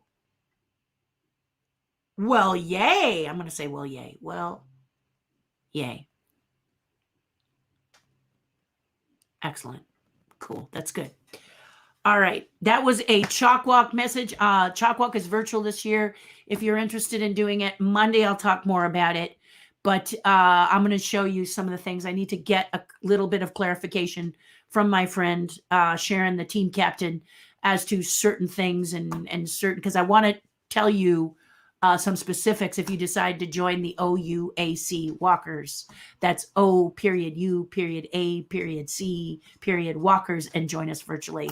If you'd like to do that, that's the team that I believe in, and Sharon is going to take care of you like you've never been taken care of before. So if you want to do it, go sign up. You can do it virtually. It's a lot of fun. Check it out. The Children's Hospital of Orange County, better known as Chalk. So what I was going to do, Jeff, is I was going to take my phone and I mean, I could do anything, but I'm going to do as I say to you guys, I'm going to hold this up like this and I'm going to take a picture. There we go. So now I have it. And thank you, Jeff, for helping her with that. She's going to be very grateful if this, can help her. So thank you. See, I see you with your deer stalker on, my friend. Not from Pooh's Garden. Yeah. That's what, and did you see the writing underneath the picture? It's kind of interesting. Yeah, she was very confused. Johnny Johnson, how are you? How is Walt Disney World? How is everything? I am about to get a vaccine, and I hope that will allow me to come and see you because I miss all my friends in Florida. Just want to come and hang out with my friends in Florida. I miss my friends in Florida. Good to see you, my friend, in Florida. Rockets, yeah. Atopia, yeah, see? Now you're saying it. The Rockets, Atopia. Okay, that's 2. All right, because the statement was this. For those of you who are just joining me, which, wow, you waited a long time, but you know me, okay? It's already close to 2 hours, and you know I keep doing that. But here's the thing. If we name these attractions, people will begin to see that Disneyland can be a lot of fun if it's only outdoor attractions, right? I mean, many of you go not only for the attractions, but for the interrelationship between each other. I mean, there's even a group of folks calling themselves the Porch Sitters Club. They go to do what? Sit on the porch at Main Street. So we all have our things that we do. And Disneyland is that, that's what Walt wanted. All walks of life to do all kinds of things. So you naming these rides kind of show people there are a lot of outdoor rides, right? That's 2. The fire truck, exactly. And the what is it? The Jeep, the bus, I guess, wouldn't qualify unless you were on the top of it. What about the horse? Nah, the cable car is kind of open, but it's not necessarily open. So I don't know if the one drawn by the horse would qualify. But I thought those would be extra cool. And then of course I said Dumbo, which would be woohoo. I have some information for you on the Ellen Shaw. Okay, Nate, message it to me and I will send it along to the Inquirer authors merry-go-round. Now, this one is very interesting. On our Zoom call on the Patreon page, they were beginning to speculate how you would handle the carousel horses in the carousel.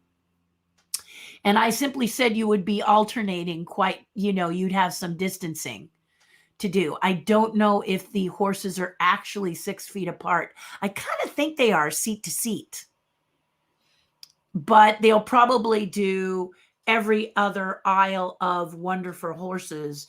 And if they're smart, they'll do Jingles, which everybody loves and wants to ride. Walt's favorite horse, that one, and then every other from Jingles. So, but I think that one would be open. Absolutely, Sharon. I'm with you. Mm-hmm. Hello, Julia. Good morning. Jenny's in the house. Yay. Yay, Jenny.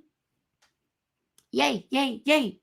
Here's Richard. Just got back from the Magic Kingdom. All rides went flawless. So here's Richard Barnes, and he's the one that had that Rolly-esque or Rolly Crump tiki you saw.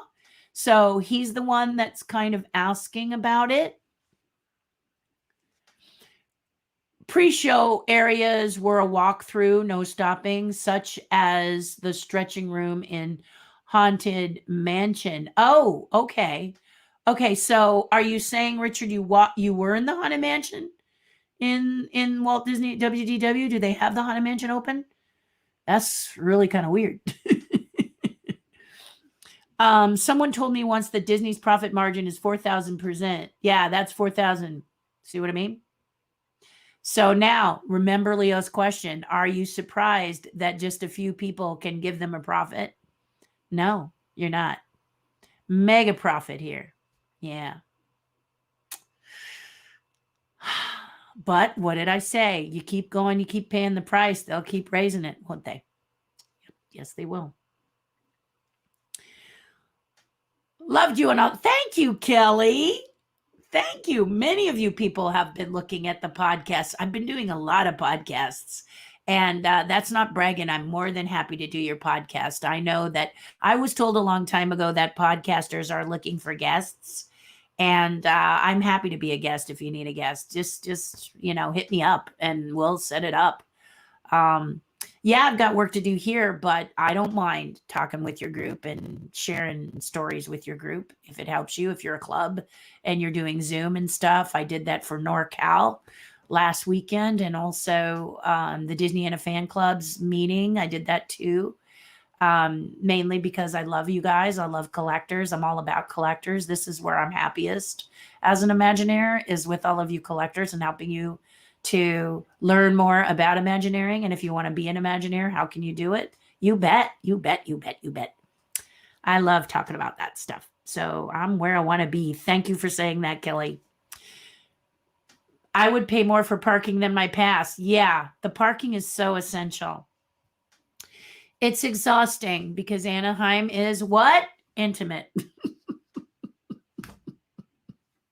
I hate to keep saying that, but I want people to understand why Disneyland stayed closed for so long, because they weren't expanded enough. Knott's Berry Farm pointed out that they could do a taste of the farm, right? And then Disney saw that and said, hey, I'll bet you if we put it in California Adventure, which has way more spaced out than Disneyland, that we could do it too. And then the next thing you know, there's a taste of Universal, right? And a taste of et cetera, et cetera. This was a great way for them to ease you guys back into what you love and to sell that shopping stuff, right? Because their merchandise was piling up. The website could only sell so much. So, and they love that interaction too. You know, they love that you get to cuddle it, hug it, hold it. I love stuffed animals, but boy, I can't touch them because they get adopted and they come home, and I'm not supposed to have a gazillion stuffed animals. It's time I, exercise a little restraint when it comes to nice, cuddly, fun stuffed animals, but I do love them.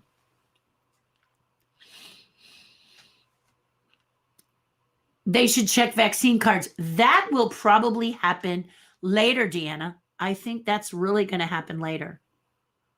Especially when we start letting other states in. I think that's exactly what they'll do for a while.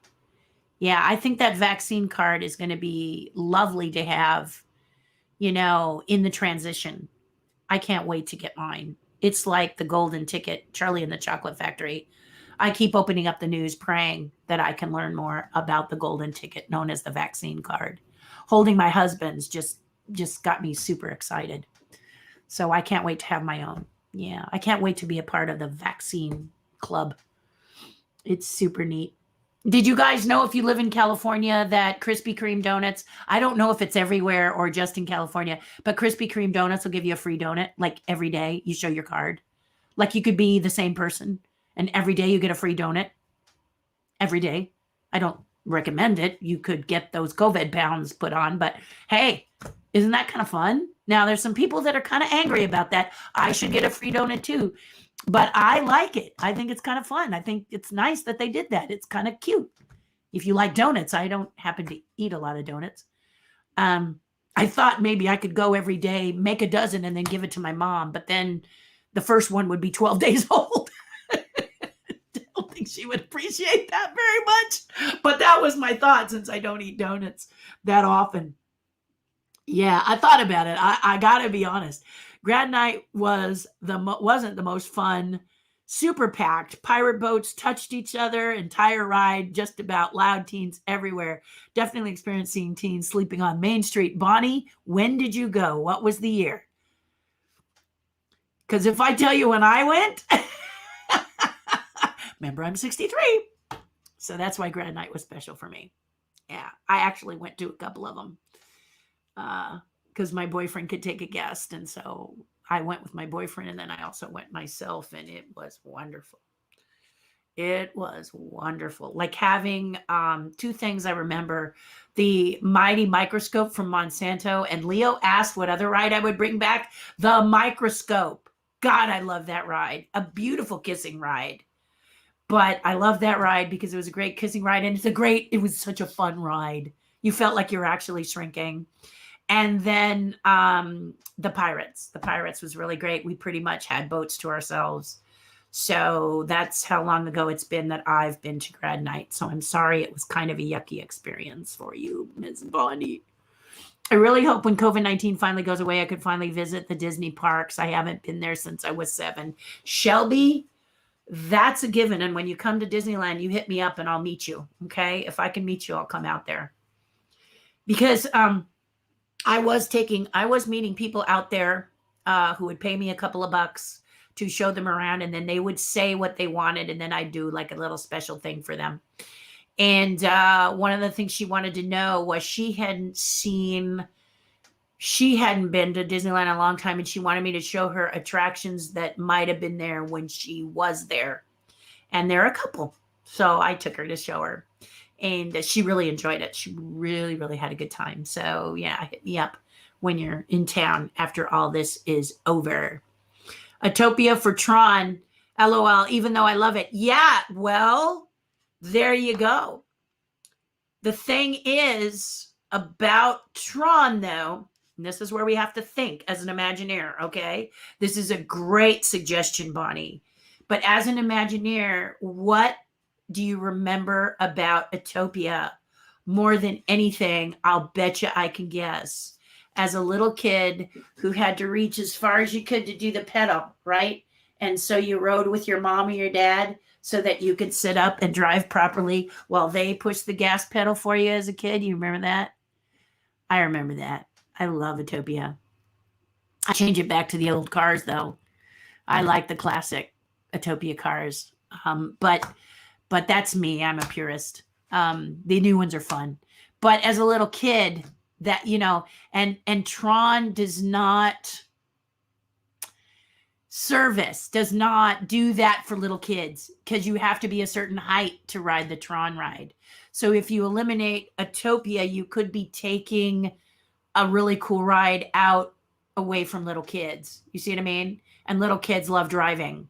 I don't think that's changed. So that's kind of the things Imagineer. If you were to replace Autopia with Tron, what does that do? Now, I have not ridden Autopia in a long time, but they used to have two places that you could board it. Is that I'm not remembering. I don't think that's the same. I think they closed. But if they had two places, you could do one as Autopia and one as Tron, and that would be a good idea.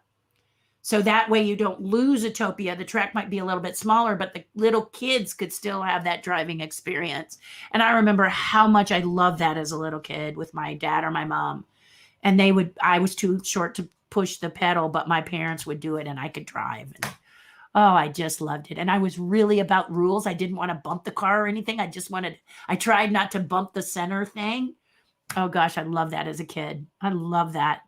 So it's a good idea, Bonnie, but as an Imagineer, you got to kind of consider what would you do for the children. I hope you get to go too, Shelby. Yep. Take the People Mover tracks out and put Tron there, then bring back the old arcade and make Tomorrowland neon again. Yeah, that would be fun, wouldn't it? However, the People Mover was awful cool. I have a friend whose People Mover is her favorite attraction, and she was really heartbroken when it left. The nice thing about the People Mover was that when you were so tired, do you guys remember this? When you were exhausted, you could climb in the People Mover. You had air going all around, and you could just chill, baby, and look at all of the park and look at all of the people. Oh, it was great. Maybe you're just two of you and you're talking with your friends as you're going around in the People Mover. And a lot of people thought that was boring, but I thought that was one of the best rides because it sort of moved you along and you got to see everything. Now, Florida has the gondolas and they are really lovely, but the problem is they're enclosed. And they have to be. Of course they do, because Florida's flipping hot most of the time. But they're fun. And I'm glad they're back. Don't get me wrong. But they're not the People Mover. And I think they have a People Mover, but it's not the same as the Disneyland one. The Disneyland was so 1950s retro. And honestly, if I was going to restore something, I probably would restore Tomorrowland back to its original existence, because so many young people today love 1950s, 1960s retro. They are crazy for it. I know this because I have a friend who had a lot of 1960s furniture, and we had all of these young people coming and asking about particular 1950s things they wanted to decorate their house with. They would flip over the coffee tables. They would flip over the lamps, the percolators. You remember the coffee pot percolator where the coffee would go in the little bubble, you know, when it cooked your coffee way too much? They were going for, I mean, you really don't think they should have changed Tomorrowland, because I think they were saying it was old. But the thing is that young people, were going because they loved being inside the 1950s retro experience. So I might take a poll of young people and see if that's what they like. You don't want to just change it because maybe attitudes have changed. But the last garage sale I had, which true was over a year ago, people were going ape over my friend's stuff because she had 1950s, 1960s stuff, and they were just going bananas over it. We could not keep it on the tables and in the garage sale because they were just so excited. And they kept coming and asking about the silver tree. Now, many of you may not remember the silver tree, but the silver tree it was a pole, and then it had like silver for the pine needles, and it was made out of the silver that the tinsel is made out of, kind of. But the thing was, you stuck each branch into this tree. And I cannot tell you how many people came to ask about that tree. Can we have that tree? And she had that tree, okay, but not at the garage sale because she loves that tree too. That tree was her special tree, and she said she's not giving it up. And that's what happens to a lot of people. If you have a lot of 1950s stuff you're getting rid of, chances are you own a lot of this stuff that you love. And one of the things that she does is that tree. So if you happen to be somebody who likes 50s, 60s stuff, as our pandemic loosens, we pray to have a garage sale. So I'll let you guys know if you're in the Southern California area, if you want to pop over and look at some of her retro stuff, because she's going to have a lot of it. I'm going to help her. One of the nice things about a garage sale is you sit, you have a lemonade, you grab something that you love. For me, it's soup bao, the Chinese bao that has soup inside, and it goes down. Oh, it's so good. Oh man, it's making me salivate already, like Pavlov's dog. But anyway, if you're into that, just message me and let me know, and I'll make sure that she does that. But again, you can take the tracks off there. In fact, but I would love to see it come back. Shelby says, could you tell us a bit more about the original show that you and Jim Henson were developing before he died? Are you legally? No, I can talk about it. But Shelby, Leo, if Leo's on here, I'll have him remind me for the AMA.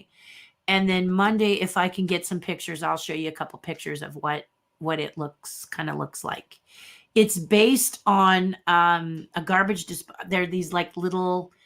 they're like monster underworld creatures, kind of gooey and schmooey. And I'll show you a picture.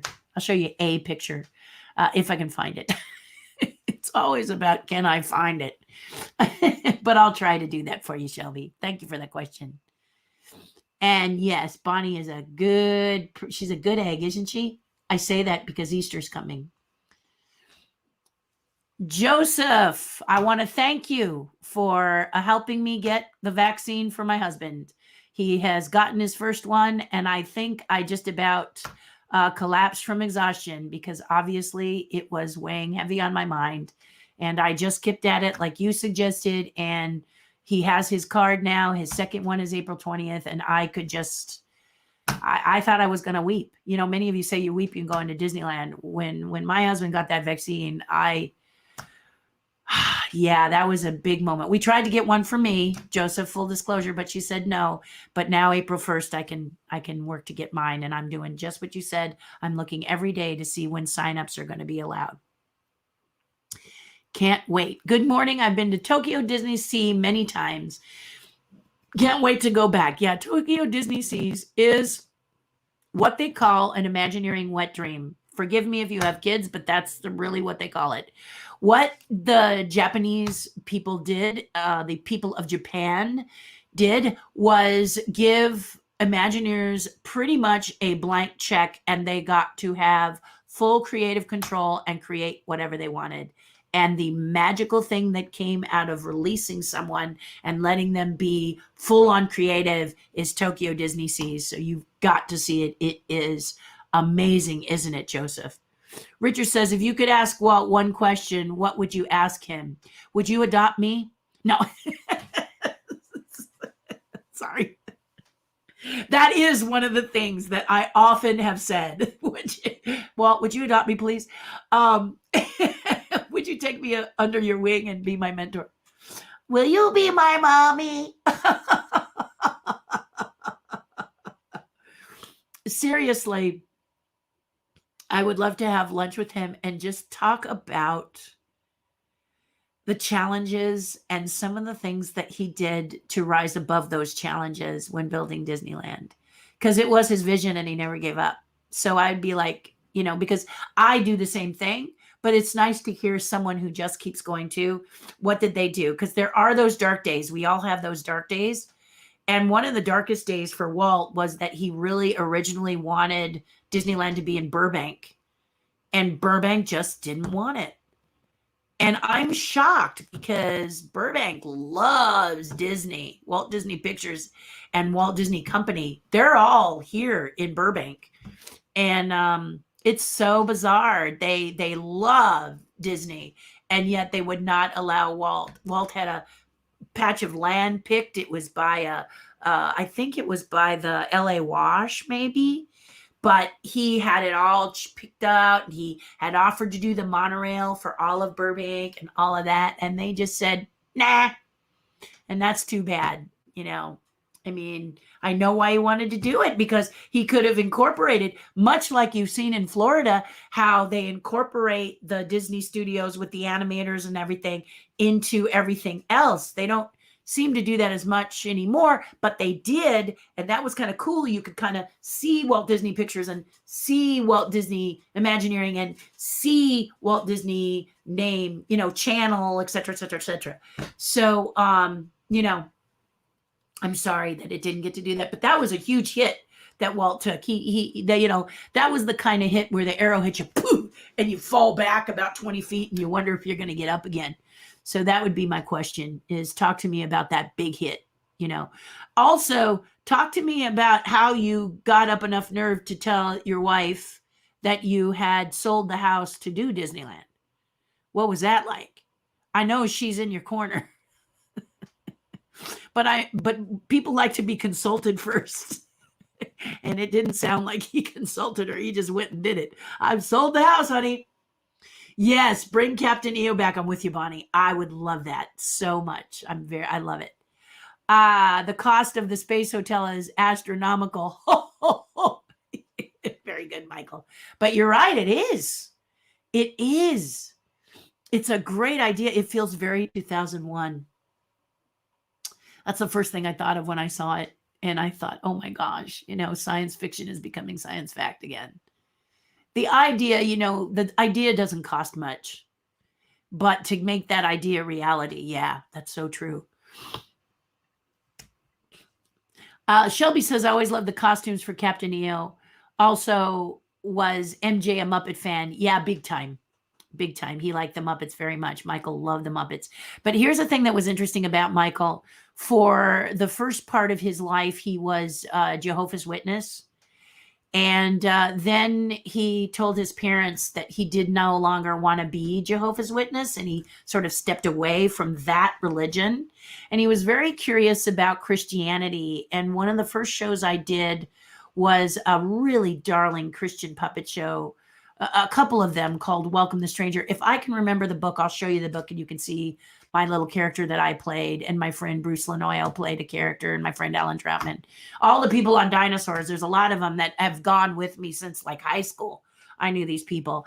But this was a wonderful show. We did 13 episodes, I think, and they were Welcome the Stranger was the first one, where Nanny, who's my little homeless character, she's homeless, and then she's brought in, she meets other homeless people living in the basement of the church.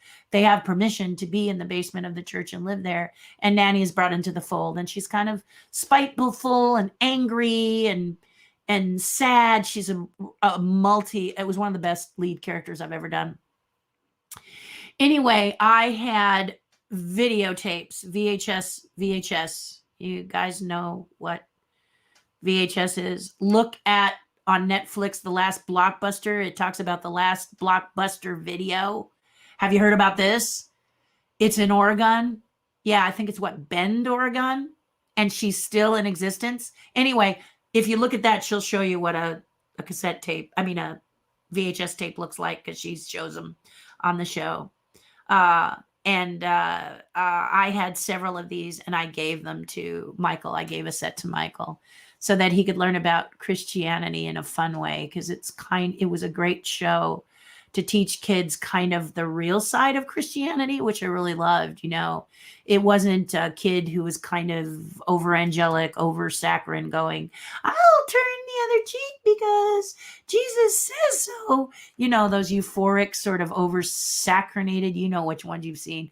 This one was very real and very straightforward, so that kids could feel the challenges they may have if they decided to follow Jesus or be Christian, and may come across adversity and how to deal with it. It was a great show.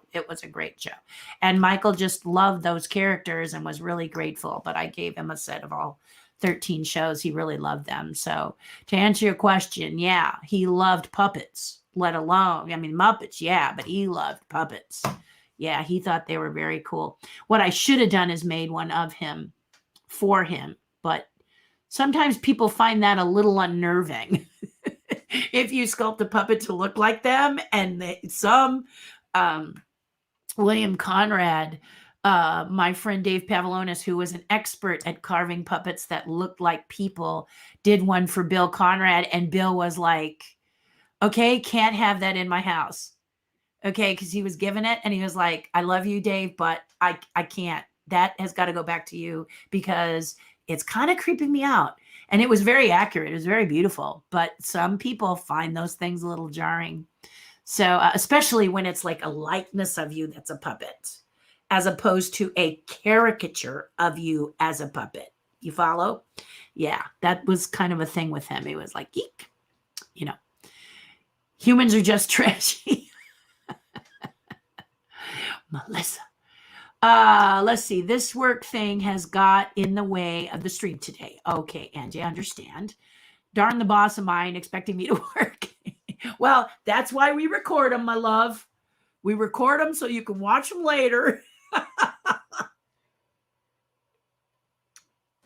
Also, you can watch them in increments. You don't have to watch the entire 2 to 3 hours, which is my jam right now. Yeah. Wowie, wowie, wowie, right? Richard Barnes, yes. Indeed. Haunted Mansion in WDW isn't an elevator like Disneyland. That's right. You're right. I remember. Bummer, huh, Holly? Disneyland. Oh, the elevator is awesome. I used to wish I had like a cane I had to walk with or something, because if you have a physical handicap and you, for any reason, feel uncomfortable going into the doom buggies, they walk you back, or you can do the doom buggy. You can do the doom buggy, but then you can come back and get in your wheelchair or your not scooter, but your wheelchair or your walker or whatever. And then rather than you having to go out the regular way, they take you up the elevator. And I just thought that would be the coolest thing, is to go the opposite direction. Many people have told me they've done that, and it's super cool. I would love that. I love seeing things go back to one. I got to see that at the Pirates of the Caribbean ride in Shanghai. I just lost my mind. I just go crazy over stuff like that. How does it work? I love it, Yeah. So, Holly, thank you for telling me that. Hey, Terri, I get my second vaccine tomorrow. Yay, yay, yes. Yay for you, Rose. I'm still looking for my first, but it's coming. It's coming. I'm so excited. Yes, I do remember that. And bouncing back and forth because I hit the center track so often. My poor parents. Exactly. But your parents get a kick out of seeing your little kid face get to drive. Oh my gosh, I don't know what it is with kids and loving to drive, but we do. We see our parents do it every day. Well, maybe not during the pandemic. And we want to do it too. And I thought this was such a genius ride that Walt put in. Super cool cars that drove. They didn't necessarily have to have chevron faces. I know, getting a little subsidiary there, but you know, I just driving a cool vet light. I mean, oh, that was just so fun. But I guess as a kid, you really don't care what the car is as long as you get to drive. So, you know, Paul, Paul, the track was expanded into Fantasyland. I thought so. I really thought so, Paul. But I couldn't remember. Didn't you just love when there was two entrances? That was the coolest thing ever. You would pass them when you drove, which, if that was the case now in the pandemic, another problem. So it's probably best that that's not happening. Ay, right, Paul? Good to see you. It's a pleasure, Paul. It's a pleasure. Thank you for joining us today. And good morning, by the way. I remember that too. Exactly. I mean, guys, you know, it's fun to look back and think back. I should pull out some of my antique Disney books so you can see some of those in case you didn't do it. Melissa says she grew up with one of those Silver's trees. I had to put it there, to put it up there every year. Wish I had it today. You know, it's funny because in the time of the 50s, I was born in 57, but those trees were well into the 60s. I remember people just hating the fact that you had to put in every flipping branch. And the big branches are on the bottom, and you go to the small branches, and if they get mixed up, your tree could look like Jessica Rabbit. Oops. But yeah, so many people now, like you're saying, Melissa, want that tree because what was pain is now pleasure, isn't it? Aluminum trees. Then you had to the rotating light. Exactly, Janet. Ding. See, it's nice to cross into these memories, isn't it? Those aluminum trees, light ornaments made of styrofoam, and a color wheel on the color wheel. Oh yes, Bob. That was the best. And my parents were like, oh my goodness, we've got to bury that cord so our kids don't trip over it. But that color wheel was priceless. Always set at the base of the tree in an optimum corner to give it all those different. Oh, thank you for taking me there, Bob. Thank you for taking me there. It's great that you got the first vaccination for your husband. Hopefully you'll be able to get yours soon. April 1st is when they say we can start signing up. But thanks to you, Joseph, every day I'm looking to see if the sign up might be earlier. So I am cool with that game, and I want to thank you for that, because right after Monday, when you told me what you told me, I went on and he got a vaccine the next day. We did sit in the parking lot because it was a drive up, and we sat for 35 minutes because he's high risk. So they'd have you sit with them for about 5 to 10 minutes, depending on how many were in line. We were there very early, so they kept us there for 10 minutes and then asked us to stay an additional 30. And you drove up into a parking area that was all dirt, put your car there. And if for any reason someone was having a reaction, you would lay on the horn. You know, you just laid on the horn until they found you. But the cool thing was that parking structure had 4 or 5 of those bright red fire ambulances, you know, that are run by the fire department. The red ambulance, it's run by the fire department. So I know people were inside so that if there was any trouble, they were ready to come and take care of you right away. My husband did flush red. I mentioned this on the Zoom call with my patrons, the tribe, and he did flush very red, and I was a little concerned about that, but he said that's the only thing he was feeling, and a little bit short in his arm, and then a little bit off. The nurse told him to rest, drink plenty of fluids. And he said that day he was just a little bit not himself, but mainly arm pain and a little bit of soreness, and then this flushing of red, which we waited definitely until that red went away, and then we drove. What's funny, and I'm not going to say this is a guy thing, guys, you can tell me if it is. As we're driving back, he's like, something's odd. And as the wife, I'm like, odd like emergency room, odd like turn the car around and talk to the people at the COVID location, odd like what, but it turned out he was fine. He is fine. He just said he felt a little bit off, and I want to thank you again, Joseph, for taking such good care of him. I really appreciate it. Leo's in the house. Yes, we need to revisit the space junk story and the threat it poses. Yeah, to not only space missions, but the space station. I mean, space junk is out there. And working satellites, telescopes. Exactly.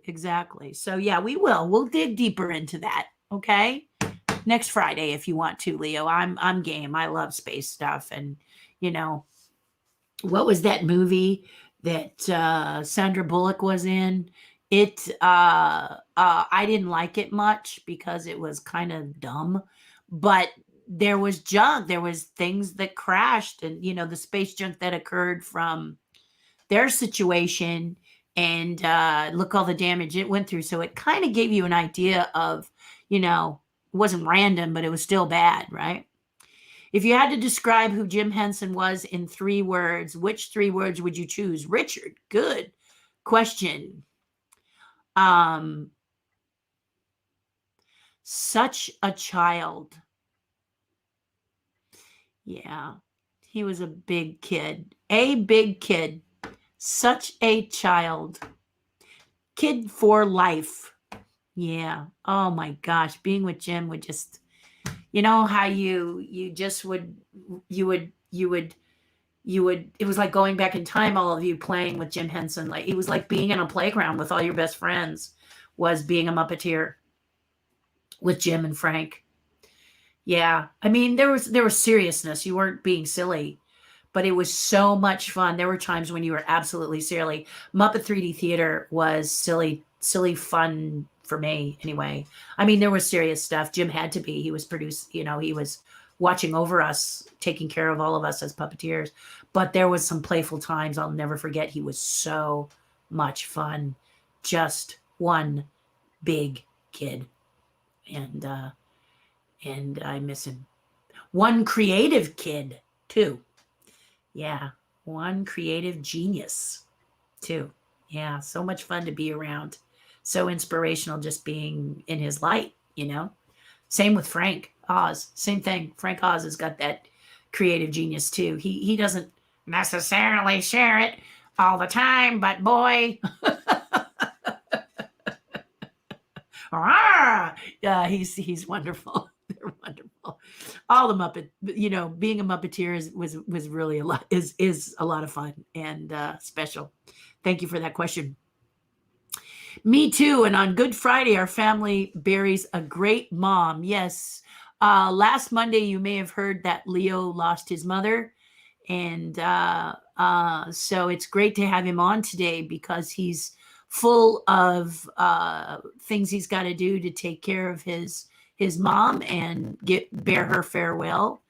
And our hearts and prayers go out with him. But she's got her wings now. She's going to be flying around, keeping an eye on him. So he better be good. And with the pandemic, there are things that you have to be careful in weddings and funerals, etc. So it'll be a challenge. But if there's anyone who can do it, Leo's got this down. So we wish you all the best, and our hearts go out and are with you, Leo. Well, shoot, now I want to go on it, she says. See how we paint the story? We paint the story so you feel the joy and emotion. Oh, Bonnie. You should have ridden the elevator up with Al. I didn't go to Disneyland with Al. Yeah, Leo is talking about Al Kepnes and his lovely wife, Sandy. And I rarely went to Disneyland. I don't think I ever went to Disneyland with them. And the reason was because we had our own little thing. Okay. So Al is a great guy.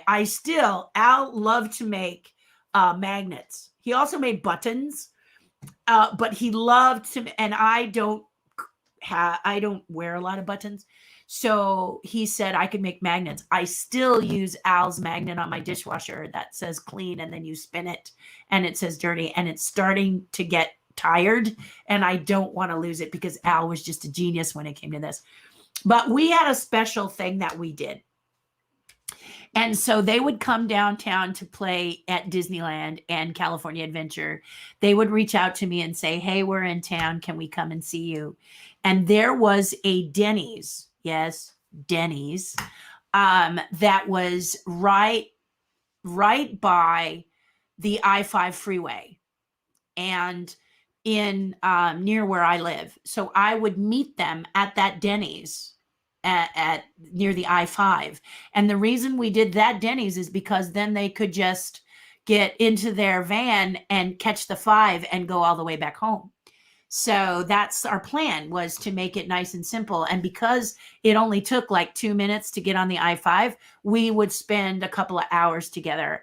And one of the things I think was one of my most fun times is when Al brought his mom down, and it was mom, her little dog, Sandy, and Al. And we just had the best time sitting there eating and laughing and carrying on. And the reason we chose Denny's is because Al and Sandy both had foods that they had to, their food requirements were such that they couldn't be too much of this or too little of that. And Denny's was very accommodating. So if you don't want a sauce on there, or something's too spicy, or it can't be fried, or you're lactose or whatever, this particular Denny's is really great. And they were very, very accommodating. Also, they were empty when we would meet. So it would be maybe 2 families in there or whatever. And it was really fun. And we could stay as long as we want and not feel guilty, because it would happen, in the off hours. And it was just great. So I never got to go up, Leo, with Al, but I love the time I had with Al and miss him tremendously. Paul says, your husband reaction is a guy thing. My wife hates how I say every meal is pretty good, even when it's awesome. Paul, that is so funny. I always blame it on my dad being from Minnesota. Show me. Isn't Minnesota a show me state? So she's got to show you, Paul. You are like my father, Paul. My dad goes, that's nice, honey. Anytime my dad sees something, that's really nice. Dad, look at the spectacular thing I built. Yeah, it's nice. So I know what you're talking about, my friend. That is so funny. My thoughts be with you, Leo. See, you got friends here, Leo. Everybody has your back, loves you, man. We love you. We know what it's like to lose your mom. Bob says, there are no words to console you. I can just pray that you and your family have solace and comfort. Well, yeah, Leo knew the nice thing for Leo, if there is a nice thing in this situation, is that he got a little bit of warning that she was going to go on her journey. So though that doesn't necessarily keep you from being extremely sad for yourself, it does help a little bit if you know. So, but Bob, what a lovely thing to say, right? Joseph says, everyone has different reactions to the vaccine. Some have none. My father, absolutely nothing. And others do. I was lucky with my first dose last month and felt fine afterwards. I hope I'm lucky with my second dose Sunday, since I've heard many have reactions to the second one. Yes, they do. I've heard that too. Just keep Sunday open. Don't plan any big event for yourself. And then also be sure to stay what they ask you to stay, so you can make sure you're safe. But other than that, you're fine. I had a friend on a Zoom call a couple of Wednesdays ago who said just before he went to get his first dose, they carried someone out on a stretcher not really the best incentive if you're a little nervous about getting the vaccine. I'm sure that person was okay, but he said it didn't help. So, but that's an extenuating circumstance. So makes you want to slap them. Yeah, yeah. Boys, men. Yes, indeed, indeed. Leo says, Moderna. Yeah, that's the one my husband had too, was Moderna. The one I don't want to get anywhere near is that one that's in Britain that is linked to blood clots. I'm sorry. That's them saying it's okay happened a little bit too fast from when they were doing the research to see if it had any attachment to blood clots. I don't want to find out, honestly. There's plenty of vaccines out there that we can take that is not that one. So I hope that the US just doesn't bring it in. Don't please just don't bring it in. And I hope that people in the UK and other countries that's available. I'd stay away from that one from a little bit. I think that they're saying it's okay is a bit too fast. I really think they should go back to the drawing board and really do a study on that, because if there's enough to stop it, if there's a concern to stop it, that just doesn't happen in 24 hours. Oh, never mind. We didn't, that's what it felt like to me. So not that one. Moderna, second dose is supposed to. Yeah, my husband had Moderna. My dad had Moderna, and nothing. Beep, nothing. He had a little bit of a sore arm. He was so cute because he's like, oh man, my arm's sore. Wow, I guess I overexercised. And then he felt the little Band-Aid, and he went, oh, no, wait, I had the vaccine. So that's how it didn't affect my father, who is 87, by the way. So there you go. They said that people that have had COVID get reactions more often. Yes, in fact, you were telling me that too, Deanna, weren't you? Yeah, which today is my stepson's birthday. Happy birthday, Ian! I probably should have said that at the top of all of this, but he's older now. I don't know how he feels about people saying happy birthday, and he's not on this channel. He doesn't listen to me, but I'm going to say happy birthday anyway. We're hoping that we can maybe take him out for a light meal. He's vegan, so we have to be careful where we go and make sure he can eat. But we'll probably do something like that once the family is vaccinated. We'll get together and celebrate those birthdays past, which will be fun. That's going to be so fun. Oh, just sitting there and dreaming about that feels so good. It just feels so good. Drink plenty of water and Epsom salt. Arr. He's, it's funny because when you type something or speak something, my dad does this all the time, and he doesn't check the spell check. So I get the weirdest messages, but at least I know they're from my dad, That spell check. Sometimes it helps. Well, I don't know how you feel. Maybe it never helps, and you kind of wish it would just stop, let you do what you got to do. But I think sometimes it helps, right? Yeah. Bath, look at him. He's like, Garanimals. Yeah, exactly. Well, everyone, we have gotten through the questions in the comments, and I'm going to use this to sign off at 2 hours and 22 minutes. Wow, a record for us. I love you guys. I want you to have a lovely weekend. It's supposed to be warm this weekend. What does that mean to you? Stay away from the beach, because it's a weekend, which people often lose their minds. And on top of that, it's the beach, and people just don't behave properly a weekend at the beach. So be careful if you're going to go to the beach. Make sure you social distance and stay away from people as best you can, because we don't want this to spike anymore. Do your due diligence, and gosh, thank you for celebrating with us. If you have anything for Richard or any news on these things that I showed you, you put your deer sucker on and you have answers to the secrets, then do let me know. Okay. And all the best, says Leo. Deanna is giving you have a great weekend. Cloudy here. Yeah, we don't. Nah, we're empty, not a cloud in the sky. So yeah. So, but I love you guys. I will see you Monday. Absolutely, I will see you Monday. And let's chat more.